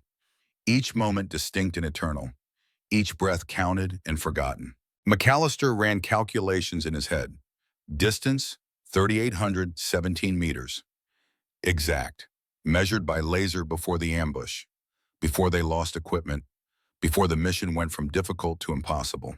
Elevation difference, -400 meters. Shooting downhill. Angle compensation required. Bullet would fly flatter, but gravity would still pull. The math was complex. The execution had to be instinctive. Temperature, -18 Fahrenheit. Affecting powder burn rate. Affecting air density. Cold made bullets fly differently. Slower. Heavier. Like they were dragging weight through the atmosphere. Barometric pressure, low and dropping. Storm coming. Maybe 12 hours out. Maybe less. Lower pressure meant less air resistance. Bullets would fly faster, higher. Calculations that worked yesterday wouldn't work today. Coriolis effect at this distance and latitude, 0.7 mils right. The Earth's rotation, imperceptible to the naked eye, undeniable to physics. At this range, the planet literally moved under the bullet during flight time. Wind, always wind, the invisible hand that pushed bullets off course. The chaos factor, the thing that separated good shooters from great ones. The thing that killed people when you miscalculated. He pulled out the small notebook, dog-eared, stained, 50 years of data compressed into pages. Wind calls from Vietnam, from Beirut, from a dozen other places where he'd taken shots that mattered. Patterns he'd learned, techniques that worked when technology failed. Find the rhythm he'd written. Wind breathes, learn its lungs. He watched the valley, saw snow devils spinning, saw flags on the compound walls, saw the way smoke from cooking fires bent and twisted, saw the invisible made visible through observation. The wind came in 7-second cycles. Gust, hold, drop, gust, hold, drop. 7 seconds, consistent. The valley was breathing. He could feel its rhythm, could sync his heartbeat to it, could become part of the pattern instead of fighting against it. Ava, sir, the wind has a rhythm. 7 seconds. Watch the smoke from the compound. See how it pulses. We fire during the hold, between gusts, when the valley exhales. She watched, counted, nodded. I see it. Good. That's your window. That's when the bullet flies true. What if the wind changes? Then we adapt. But right now, this moment, the wind is telling us when to shoot. We listen. 15 minutes. Park's voice again. Target still grouped. Molnár identified by height and movement pattern. He's the tall one, center of the group. White hair. You'll know him when you see him. Copy, MacAllister said. He settled into position. Rifle mounted, scope picture clear. The compound was a smudge at this distance. Buildings barely distinguishable from rock. People impossible to identify without thermal imaging. But the shot wasn't about seeing, not really. It was about trust. Trust in equipment, trust in calculations, trust in the wind, trust in the moment. Trust that when you did everything right, the universe would cooperate for 3.8 seconds. The time it would take the bullet to cross the valley, to fly higher than most people would ever stand, to drop back down with terminal velocity, to find flesh and bone and end a life. He dialed the scope, elevation adjustments measured in clicks. Each click a quarter minute of angle. Each click moving the point of impact inches at 100 yards. Feet at this distance. He clicked 37 times. Stopped. Checked his notes. Clicked twice more. Wind. He dialed right. 0.7 mils for Coriolis. Another mil for the steady wind component. Left the gusts alone. Would hold for those. Used Kentucky windage. The old way. The way that worked when scopes failed or conditions changed too fast for mechanical adjustments. Ava was doing the same. Her calculations different. Her rifle different. Backup in case he failed. In case his body betrayed him. In case the medication stopped working and the tremors returned and 70 years of age crashed down on him all at once. 5 minutes. MacAllister's heart rate slowed, dropped from 60 beats per minute to 50 to 45. The medication and a lifetime of training. The ability to control his body's responses, to override panic with discipline, to become calm in the eye of violence. He thought about Mike, about the boy who'd sat next to him in Montana woods, shivering, cold, but staying because his father was staying, learning patience, learning that the hunt was more than the kill, that waiting mattered, that discipline was survival. He thought about Margaret, about her hand in his the day Mike was born, about the way she'd looked at him, proud, terrified, knowing that she was giving life to a child who would grow up with a father who was half ghost, who was always deployed, always somewhere else, always choosing duty over family. He thought about Ray Sullivan, about his spotter in the jungle, about the man who died because MacAllister had hesitated on a shot, had seen a defector with his daughter and couldn't pull the trigger fast enough. And the delay had cost Ray his life when the defector's guards opened fire. He'd carried that weight for 50 years, would carry it to his grave, would die knowing that hesitation killed just as surely as action. That in this work, mercy was often cruelty, that the hardest thing wasn't taking the shot, it was living with it after. 2 minutes. Targets are stable, Park said. Multiple heat signatures, center courtyard. Molnár in the middle. This is as good as it gets. Acknowledged. MacAllister pressed his cheek to the stock, felt the cold wood against his skin, felt the familiar weight, felt 50 years compress into this moment, into this breath, into this choice. The scope picture was clear.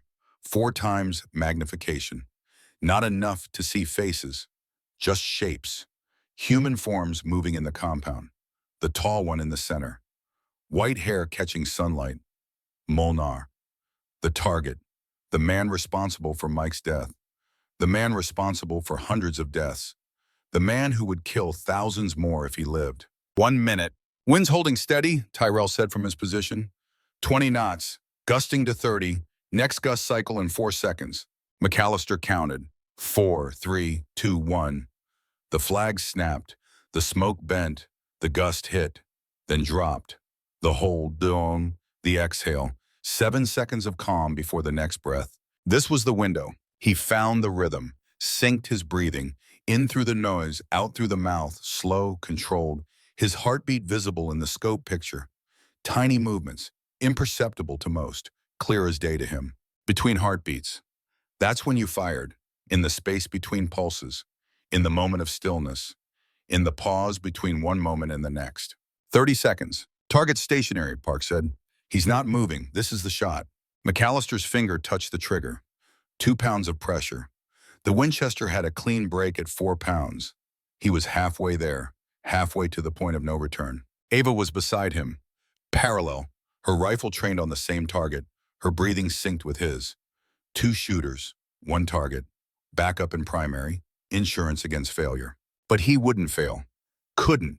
This was the last thing he'd do, the last mark he'd make, the last time James MacAllister would matter to anyone. After this, he'd be a name on a report, a classified file, a ghost that never existed. But Mike would be honored. The deaths would be avenged. The hospital would be safe. The vets would live. That was enough. That had to be enough. 10 seconds. The wind dropped. The valley exhaled. The flags hung limp.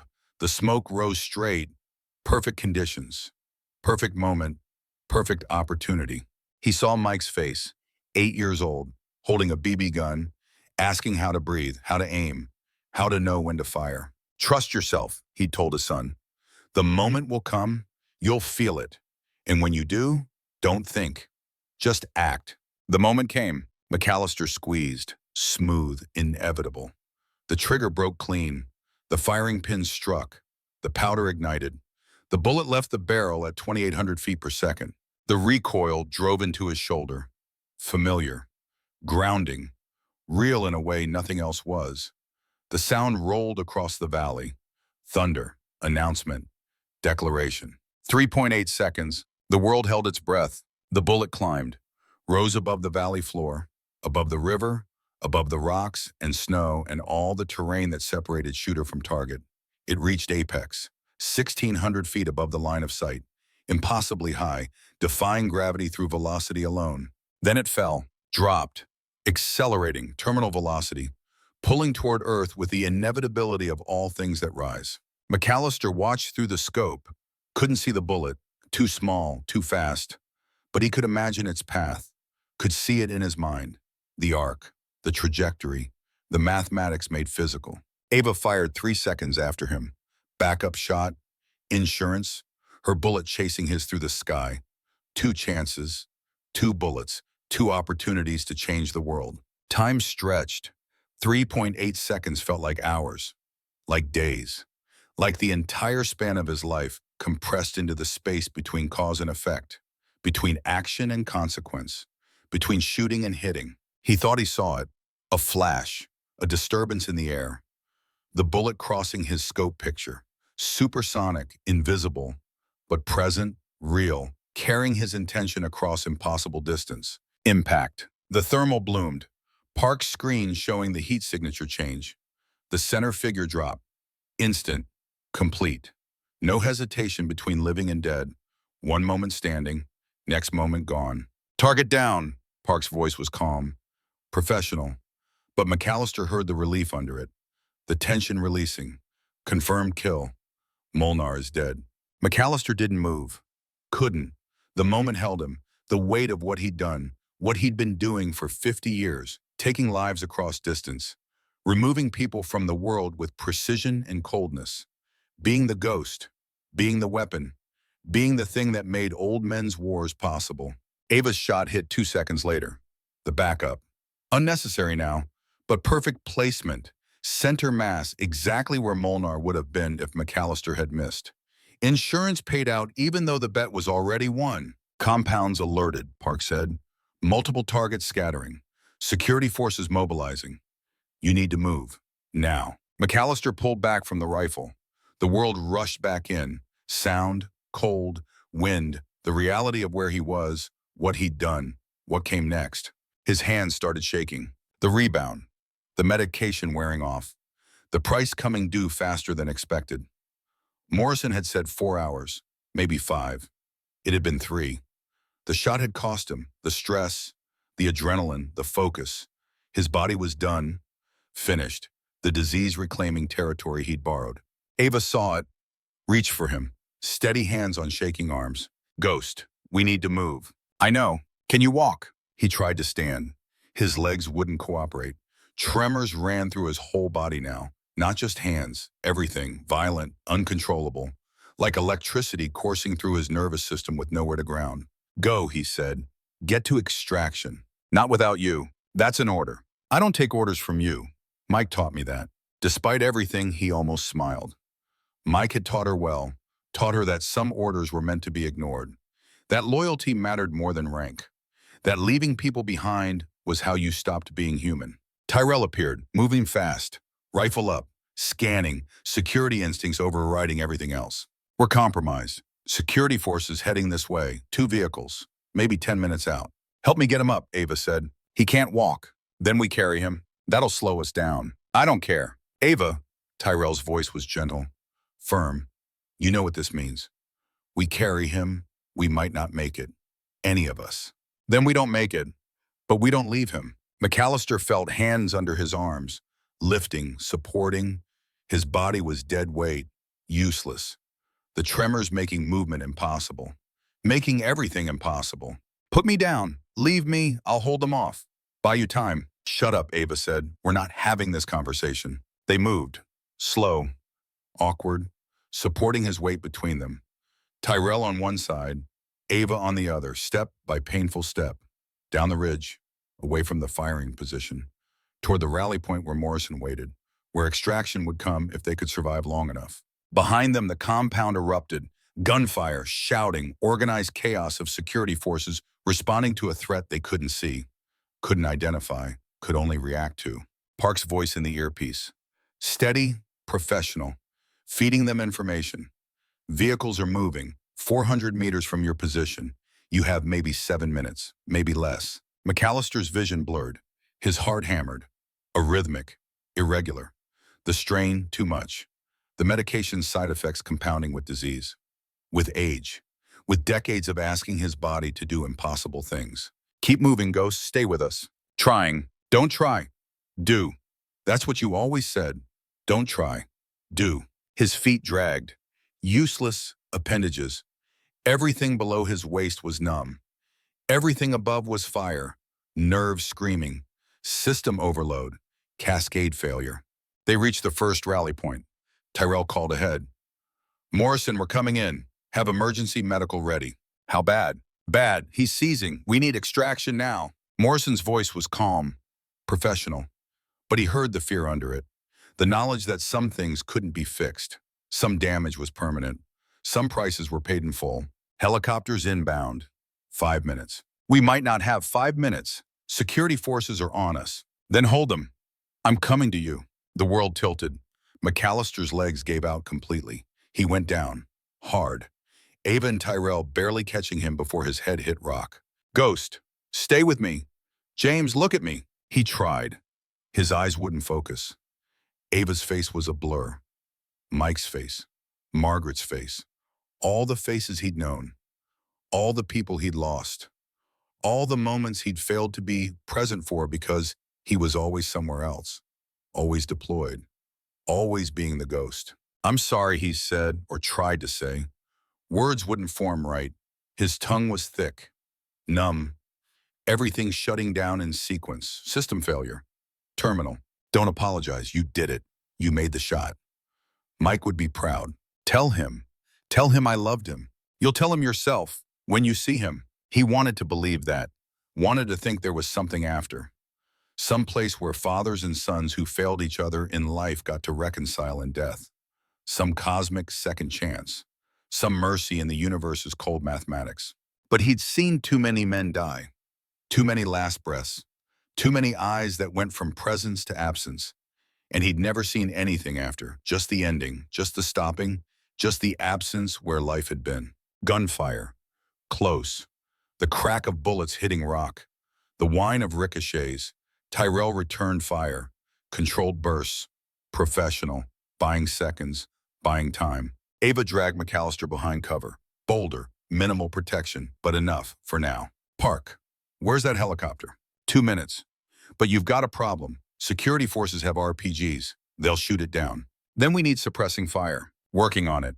Morrison's moving up with the Carl Gustav. She'll hit them when they get in range. Morrison was 60. A doctor. Not a combat soldier, but she'd done tours. Seen action. Knew how to fight when fighting was required. Knew that sometimes saving lives meant taking them. The helicopter's rotors echoed off the mountains. Distant, but getting closer. The sound of salvation. The sound of survival. If they could just hold long enough. If they could just keep breathing long enough. If they could just survive long enough. MacAllister's vision darkened at the edges. Tunnel narrowing. The world compressing to a pinpoint. He could hear his heart. Irregular. Failing. Each beat a question. Each silence a possible answer. Explosion. Morrison's recoilless rifle. The Carl Gustav firing. Smoke trail. Impact. One of the security vehicles erupted. Fire and shrapnel. Secondary explosions as ammunition cooked off. The second vehicle stopped. Troops dismounting, taking cover, returning fire. Professional. Trained. Not the usual security contractors. These were military. Real soldiers. Molnár's inner circle. 30 seconds, Park said. Helicopters coming in hot. Be ready to move. MacAllister felt Ava's hands on him. Checking pulse. Checking breathing. Trying to keep him alive through will alone. James, stay with me.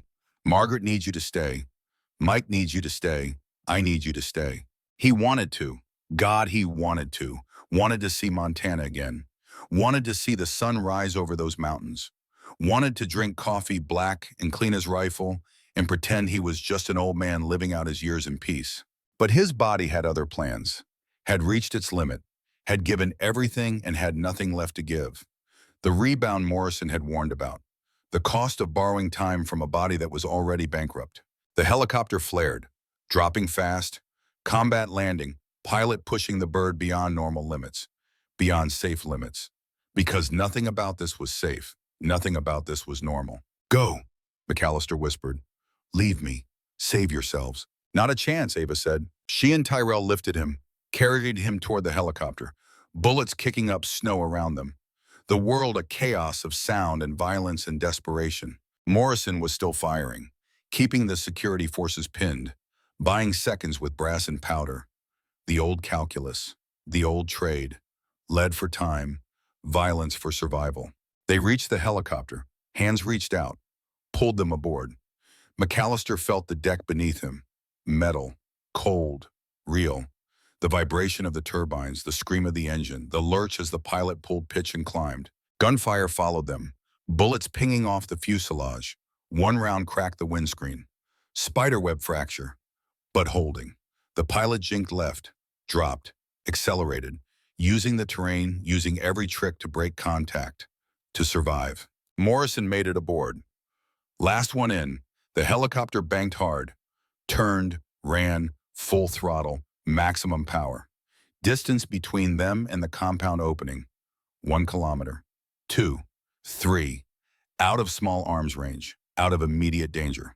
But MacAllister was still dying. Morrison was on him, checking vitals, starting IV lines, pushing medications that wouldn't matter, doing the things doctors do even when they know it's futile, because giving up wasn't an option, because you fought until the end, because that's what professionals did.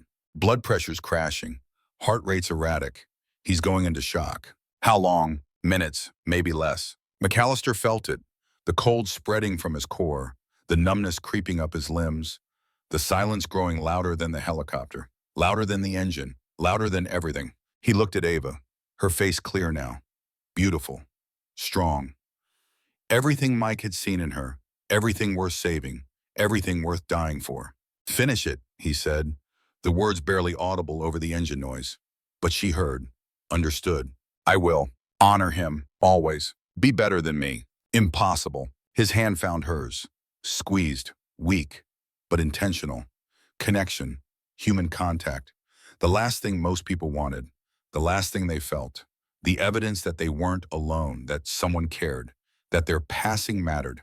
The world was fading, gray at the edges, but peaceful. No pain, just tired. So tired. 50 years of tired compressed into this moment. He saw Margaret, young, beautiful. The day they met, she was laughing, always laughing. How had he forgotten that? How had he let the weight of the world make him forget her laughter? He saw Mike, 8 years old, holding the BB gun, looking up at his father with trust, with faith, with love that hadn't yet learned to become resentment, with innocence that war would eventually steal. He saw Ray Sullivan, grinning, that stupid grin that said he knew they were in trouble but didn't care. That said he'd follow MacAllister anywhere, even into death, especially into death. Come on, Ghost. We've been waiting. The gray turned white, bright, warm. The cold disappeared. The pain disappeared. The weight disappeared. 50 years of carrying the dead. Gone. Lifted.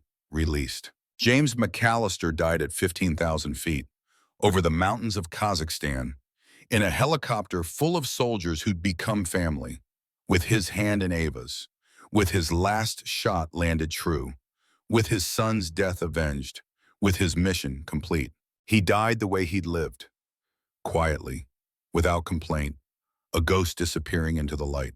And somewhere in Montana, in a cemetery with white stones marching in perfect rows, the wind stirred, moved across grass, touched a headstone, carried something intangible but real, some essence, some presence, some ghost coming home. The hospital at Ramstein Air Base smelled like antiseptic and regret. Fluorescent lights buzzed overhead. Constant, relentless. The kind of sound that burrowed into your skull and stayed there. Ava sat in a plastic chair outside the morgue, had been sitting there for 6 hours, hadn't moved except to refuse coffee, to decline food, to wave away the chaplain who wanted to talk about God's plan and eternal rest and all the comfortable lies people told themselves when good men died. MacAllister's body was behind that door, wrapped in plastic, tagged, cataloged, reduced to paperwork and procedure. The man who'd made an impossible shot, who'd saved thousands, who'd avenged his son, who'd become a ghost one final time. Now he was just another casualty, Another name on a report that would be classified, filed, forgotten by everyone except the people who'd been there. Tyrell found her at dawn. He looked older, like the mission had aged him a decade. His left arm was bandaged, shrapnel from the firefight. Morrison had dug out 3 pieces, stitched him up, told him he was lucky. He didn't feel lucky. None of them did. You should eat something. Not hungry. Ava, you haven't slept, haven't eaten. You're running on empty. Good. Empty feels right. He sat beside her, said nothing for a long time. Just present. Just there. The way soldiers were there for each other. No words required. Just proximity. Just shared weight. He made the shot, Tyrell finally said. I know. Longest confirmed kill in military history. 3,800 meters. In conditions that would have made most shooters give up. He did it. First try. No hesitation. He always said the first shot was the only one that mattered. He was right about that. Right about a lot of things. Ava's hands were folded in her lap. Still, but trembling. The adrenaline crash. The come down from combat. The body remembering it was supposed to be afraid. Supposed to feel. Supposed to process. Mike would be proud of him, Tyrell said. Mike would be angry he died. Maybe. But he'd understand. Ghost didn't die because he was weak. He died because he pushed past every limit. Because he refused to quit. Because he decided this was the hill worth dying on. That's not weakness. That's choice. That's a control. Control. The word tasted bitter. MacAllister had controlled everything. His breathing, his heartbeat, his shot. Everything except his body's betrayal. Everything except time's refusal to grant extensions. Everything except the fundamental rule that all soldiers learned eventually, that no matter how good you were, death always won, always found you, always collected its due. Hayes arrived at 0800 hours, full dress uniform, 3 stars gleaming. She moved through the hospital like a general should, confident, purposeful, in command. But her eyes were tired, old, the kind of tired that came from sending people to D and knowing it was necessary, knowing it was right, but hating it anyway. She found Ava and Tyrell in the waiting area, stood before them, at attention, rendered a salute that was more than protocol, that was respect, that was acknowledgement. As you were. They didn't move. I've been briefed, Hayes said. Mission success. Molnár confirmed dead. 5 of the 6 buyers eliminated. The 6th wounded critically. Intel recovered from the compound. Weapons cache locations. Supply routes. Financial networks. We've already started rolling up the network. Arrests in 3 countries. More coming. She paused. Let the weight of it settle. The Veterans Hospital in Montana received an anonymous threat assessment this morning. Security has been increased. The attack has been prevented. 2,000 patients are safe. 40 Vietnam-era veterans among them. They'll never know how close they came. They'll never know who saved them. But they're alive. Because of what you did. Because of what Colonel MacAllister did. Is that supposed to make it better? Ava asked. No, it's supposed to make it mean something. Does it? Hayes was quiet. Thinking. Being honest in a way generals rarely were. I don't know. I've sent a lot of people to die. Told myself it meant something. Told myself the mission justified the cost. Told myself that saving lives was worth taking lives. But when I look at the names on the wall, when I think about the families destroyed, the futures erased, the potential lost, I don't know if the math works, if it ever works. Then why do we keep doing it? Because the alternative is worse. Because evil exists. Because there are men like Molnár who will kill without conscience, without hesitation, without mercy. And someone has to stop them. Someone has to be willing to pay the price, to stand in the gap, to be the weapon civilization needs but pretends it doesn't. Ghost paid that price his whole life, Tyrell said. 50 years of being the weapon, of being the ghost, of doing the things that needed doing so other people could sleep safely. And it killed him. Not the bullet, not the mission, but the weight, the Kursgam, the accumulated debt of 50 years of violence. Hayes nodded, slow, acknowledging. I know, and I wish I could tell you it was worth it, that his sacrifice was noble, that he died a hero. But the truth is messier than that. He died doing his job, the job we asked him to do, the job he could have refused but didn't, because he was a professional, because he was a father seeking redemption, because he was a man who understood that some things matter more than survival.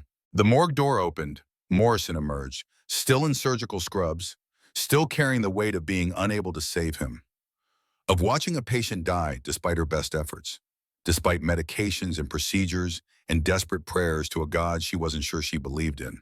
Ava, he left something for you. I found it in his pocket. Wanted to make sure you got it. She held out a small notebook, dog-eared, stained, 50 years of data compressed into pages. Wind calls, calculations, techniques, the accumulated knowledge of a man who'd mastered his craft, who'd reduced killing to science, who'd made death an art form. Ava took it, opened it. The first page was written in careful block letters, MacAllister's handwriting, precise, controlled. Each letter formed with the same attention to detail he applied to everything. To whoever carries this next, the shot is just mechanics. The hard part is living with it after. Choose your targets carefully. Make every shot count. And remember that the ghosts we create stay with us longer than the people we save. Be better than I was. Be the shooter I should have been. Be the man I tried to teach my son to be. Below that, a list. Every confirmed kill, date, location, distance, conditions, 147 entries, 147 lives ended, 147 names that visited him in darkness, 147 weights he'd carried to his grave. The last entry was dated 3 days ago. Kazakhstan, Altai Mountains, 3,817 meters. Viktor Molnár, the shot that killed him. The shot that mattered more than all the others combined. At the bottom, a final line, added recently. The ink different, the hand shakier. Mike, I'm sorry I wasn't the father you deserved. I'm sorry I chose this life over our life together. I'm sorry I let pride and fear keep us apart. But I'm going to finish what you started. I'm going to make your death mean something. And then I'm going to see you again. And maybe this time I'll find the words I never could before. I love you, son. I always did, Dad. Ava closed the notebook, held it against her chest, felt the weight of it, the history, the knowledge, the ghost that lived in those pages. MacAllister had carried them for 50 years. Now they were hers. Now she was the keeper of memories, the inheritor of weight. What happens now, she asked. Hayes pulled an envelope from her jacket. Cream-colored, official, sealed with wax, old school, the kind of correspondence that mattered. Colonel MacAllister has been awarded the Medal of Honor, posthumously, for conspicuous gallantry and intrepidity at the risk of his life above and beyond the call of duty. The citation is classified. The ceremony will be closed. Only immediate family and mission personnel. No press, no publicity, no recognition beyond the people who know what he did. She handed the envelope to Ava. You're listed as next of kin. His will specified it. You and Captain MacAllister's widow. The two people he felt understood what he was, what he did, what it cost. I'm not family. You are now. He made you family. By choice, by trust. By passing you the knowledge that defines who we are. What we do. You're a ghost now, Ava. Whether you want to be or not. The funeral was 3 days later. Arlington, Section 60, near Mike's grave, near Ray Sullivan's grave, near all the ghosts MacAllister had served with, had failed to save, had carried in memory until memory failed and death provided relief. The sky was gray. Rain threatened but held off. Like even the weather understood this wasn't a day for tears. This was a day for acknowledgement, for respect, for the quiet recognition that something significant had ended. The Honor Guard was a Marine Corps, old breed, men in their 60s and 70s, veterans who'd served with MacAllister, who'd learned from him, who owed their lives to his precision, his patience, his willingness to take shots no one else would take. They carried the casket with ceremony that transcended ritual. This wasn't just procedure. This was family burying family, brothers laying a brother to rest, the last honors for a man who'd spent his life in shadows, who died as he lived, quietly, professionally, without complaint.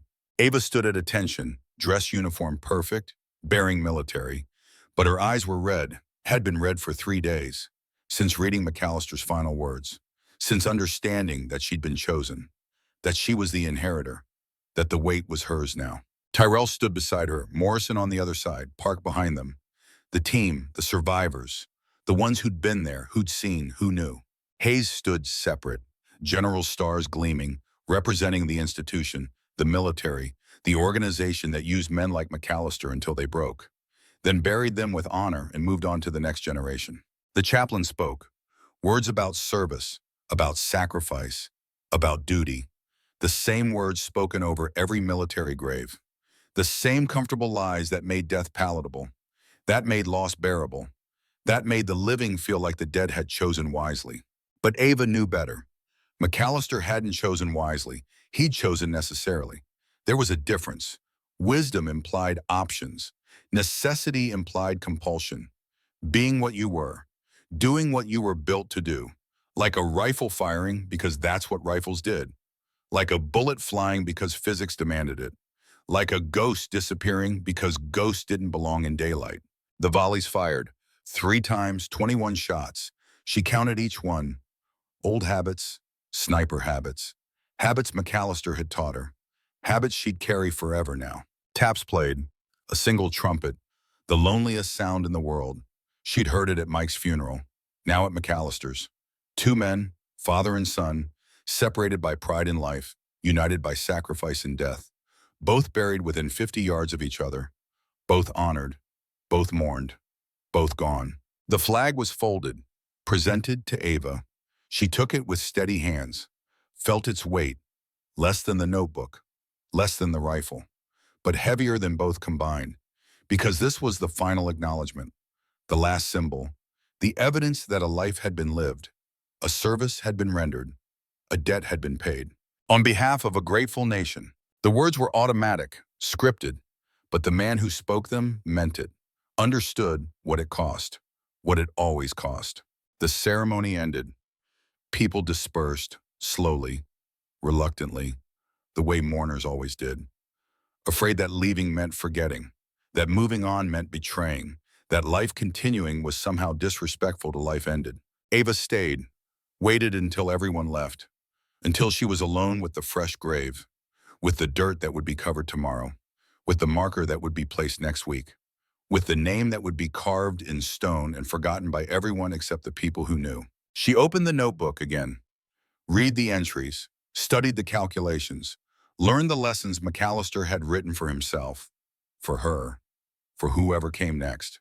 Then she walked to Mike's grave, stood between father and son, 2 headstones, 2 names, 2 lives connected by blood and separated by pride and reunited by death. I finished it, she said to both of them. To neither, to the air, to the ghost that lived in memory more real than they'd been in flesh. Your father made the shot, 3,800 meters. Perfect conditions, perfect execution, perfect result. He died getting us out. Died knowing he'd avenged you. Died knowing he'd saved thousands. Died the way he lived. Quietly, professionally, a ghost disappearing. The wind moved through the trees, carried the smell of rain, of earth, of grass that grew over graves and covered scars and made everything look peaceful from a distance. He left me his notebook, his knowledge, his ghosts. I don't know if I can carry them, don't know if I want to, but he chose me, and you chose me. So I'll try. I'll be better than him, better than he could be, because I have what he didn't. I have people who will talk to me, who will share the weight, who will help carry the ghosts. She turned to leave, stopped. One more thing, one more acknowledgement. I loved you, Mike, and I would have loved him too, if he'd lived long enough, if he'd let me. But ghosts don't let people love them. They just haunt, just fade, just disappear into the shadows they came from. 3 months passed.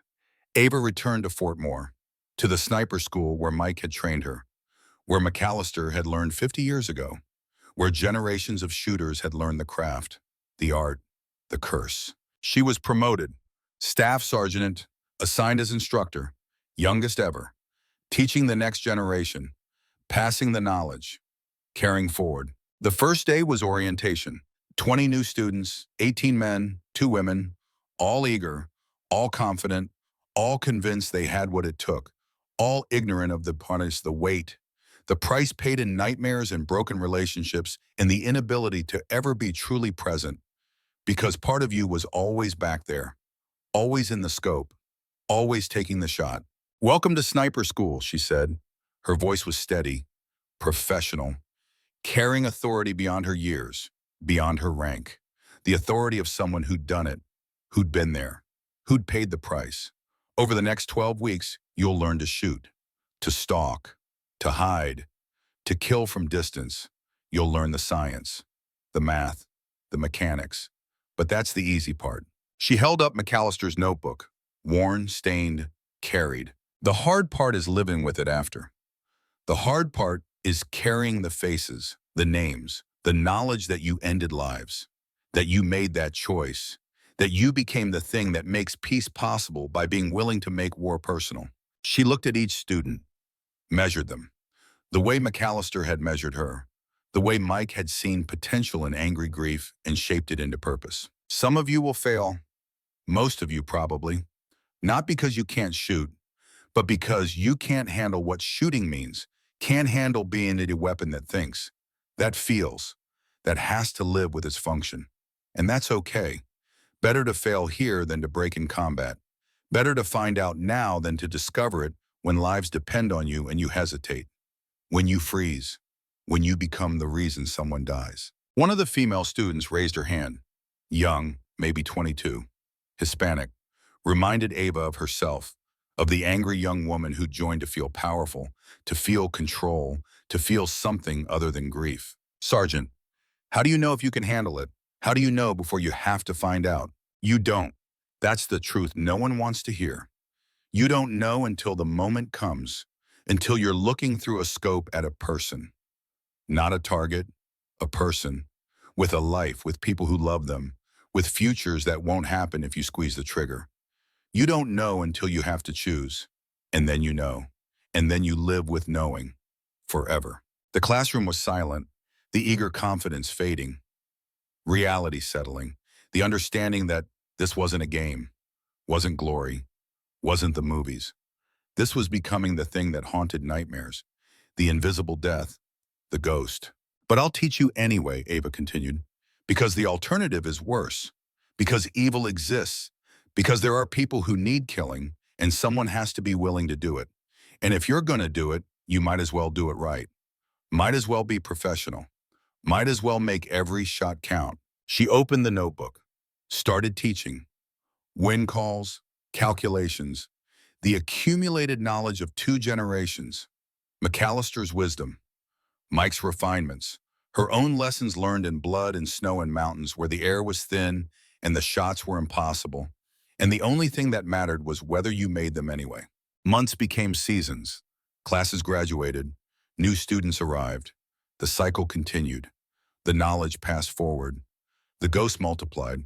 Ava became what MacAllister had been, what Mike had been, a teacher, a guide, a person who shaped weapons from humans and hoped they wouldn't break. She was good at it, natural, had MacAllister's patience, Mike's ability to inspire, her own hard-earned wisdom about the cost, about the weight, about the price that never stopped being paid. But she also did something different, something MacAllister never had. She talked about it, shared the burden, created space for the ghost to be acknowledged, for the weight to be distributed, for the cost to be understood before it became unbearable. She held weekly sessions, voluntary, after hours, current students and graduates, a circle of shooters who'd taken lives, who carried faces, who needed to know they weren't alone, that the nightmares were normal, that the weight was manageable if you didn't carry it solo.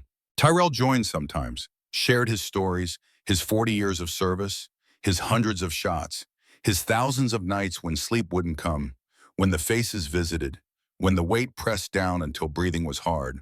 Morrison came, talked about the medical side, the psychological cost, the PTSD that was inevitable, the ways to manage it, the ways to survive it, the ways to keep being human even when your job was fundamentally inhuman.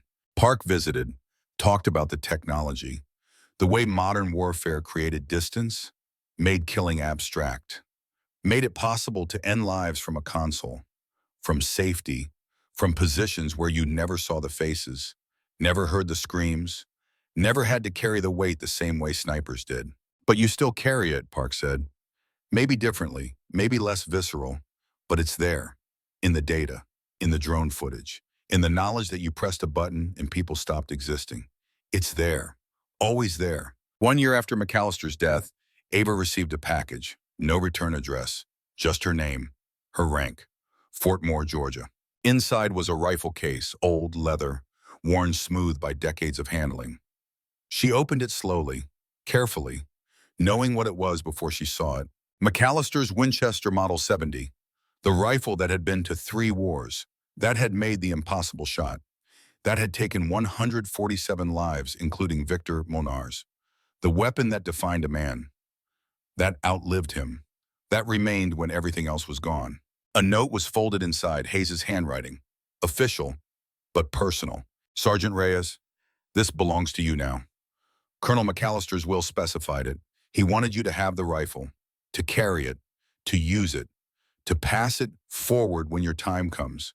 He believed you would honor it, would honor him, would honor all the ghosts it carries.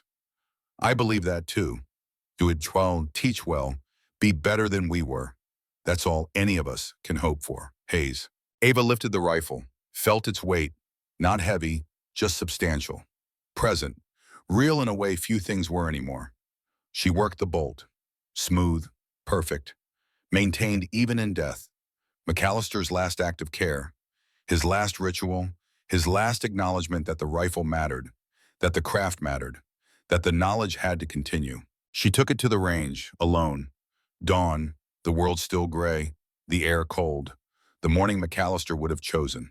She loaded 1 round, one of MacAllister's handloads, still in the case, still viable, still carrying his touch, his measurements, his precision. Target at 1,000 yards, steel plate, clear sight picture, steady wind, perfect conditions. The kind of shot that should be routine, that should be easy, that should require no thought. But it wasn't routine, because this was the rifle. This was the legacy. This was the acknowledgement that she was the inheritor, the keeper, the next link in a chain that stretched back through generations of shooters who'd chosen this life, who'd paid this price, who'd carried this weight. She settled into position, felt the rifle against her shoulder, felt MacAllister's presence, Mike's presence, all the ghosts that lived in wood and steel and memory. She breathed, found the rhythm between heartbeats, in the space between one moment and the next, in the pause where precision lived, where skill lived, where the shot became inevitable before the trigger was pulled. She fired. The recoil was familiar, expected, real. The bullet flew downrange. 3 seconds. Impact. The plate rang clear. Dead center. Perfect shot. The rifle had spoken, had continued, had proved it could still do what it was built to do. Ava lowered the rifle, looked at it. This weapon had killed, would kill again, would outlive her, would be passed forward, would carry its ghost into the next generation and the generation after that, would be burden and gift, curse and blessing, tool and testimony. She thought about MacAllister, about the old man who'd died making an impossible shot, who'd spent his last breath teaching her, who'd given everything so others could live, who'd carried his ghost with dignity, with purpose, with the quiet acknowledgement that some prices were worth paying. She thought about Mike, about the man who'd taught her that shooting was more than mechanics, that every bullet carried intention, that every kill required justification, that the weight was bearable only if you made it mean something. And she thought about it herself, about the angry young woman who'd joined to feel powerful, who'd learned that power was responsibility, that skill was burden, that being the best meant carrying the most weight, that the only way to honor the dead was to keep living, keep teaching, keep passing forward the knowledge they died protecting. The sun crested the horizon, turned the sky gold. Another day, another chance, another opportunity to be better, to teach better, to help the next generation carry the weight without breaking under it. She returned to the armory, cleaned the rifle, every part inspected, every surface cared for. The ritual MacAllister had taught her, the meditation, the acknowledgement that the weapon deserved respect, that it had earned its place, that it would continue long after she was gone. In the notebook, she added an entry, her first, the beginning of her additions to MacAllister's legacy, to Mike's legacy, to all the ghosts who'd carried the rifle before her. 1,000 yards, Montana morning, MacAllister's Winchester. First shot with the rifle I inherited. Perfect hit. Felt him with me. Felt Mike with me. Felt the weight of everyone who came before. I understand now what he meant. About the ghosts staying longer than the people we save. About the price being paid forever. About the only way forward being to keep moving. To keep teaching. To keep making sure the next generation is better than we were. This is my promise. To Ghost, to Mike, to everyone who paid the price. I will be better. I will teach better. I will honor the weight by carrying it well. Ava Reyes, Staff Sergeant, inheritor of ghosts. 10 years later, Fort Moore looked the same. The buildings had been repainted, the ranges upgraded, the technology improved, but the core remained. The knowledge, the craft, the understanding that shooting was more than pulling triggers, that being a sniper was more than having good eyes and steady hands, that carrying the title meant accepting a burden most people couldn't imagine. Master Sergeant Ava Reyes stood before a new class, 40 students, 22 men, 18 women. The ratio had shifted, the world had changed, but the core remained, the need for precision, for patience, for people willing to become weapons that thought, that felt, that lived with their function. She was older now, 36, lines around her eyes, gray threading through her hair, the weight visible in ways it hadn't been at 26, but also strength, purpose, the hard-earned wisdom of someone who'd done it, who'd survived it, who'd found a way to carry the ghost without being crushed. Welcome to sniper school, she said, the same words she'd used for 10 years, but different each time, because each class was different, each student unique, each person arriving with their own reasons, their own pain, their own need to feel powerful in a world that made them feel small. Over the next 12 weeks, you'll learn to shoot. You'll learn the science, the math, the mechanics, but more importantly, you'll learn why. Why we do this, why it matters, why the cost is worth paying. She held up the notebook. Fuller now, her entries added to MacAllister's, to Mike's, to all the instructors who'd come before, to all the shooters who'd added their knowledge, their lessons, their ghosts. This notebook has been passed down through 3 generations. It started with Colonel James MacAllister, a man who made an impossible shot and died doing it, who taught me that precision isn't just skill, it's responsibility.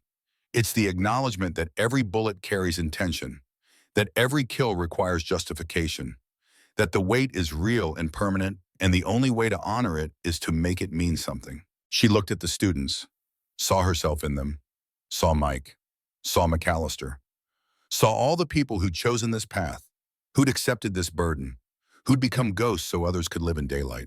Some of you will fail, most of you probably, not because you're not good enough, but because you're too good, too human, too connected to the reality that shooting means killing, that killing means carrying, that carrying means changing, that you'll never be who you were before, and that's okay. Better to know now than to break later.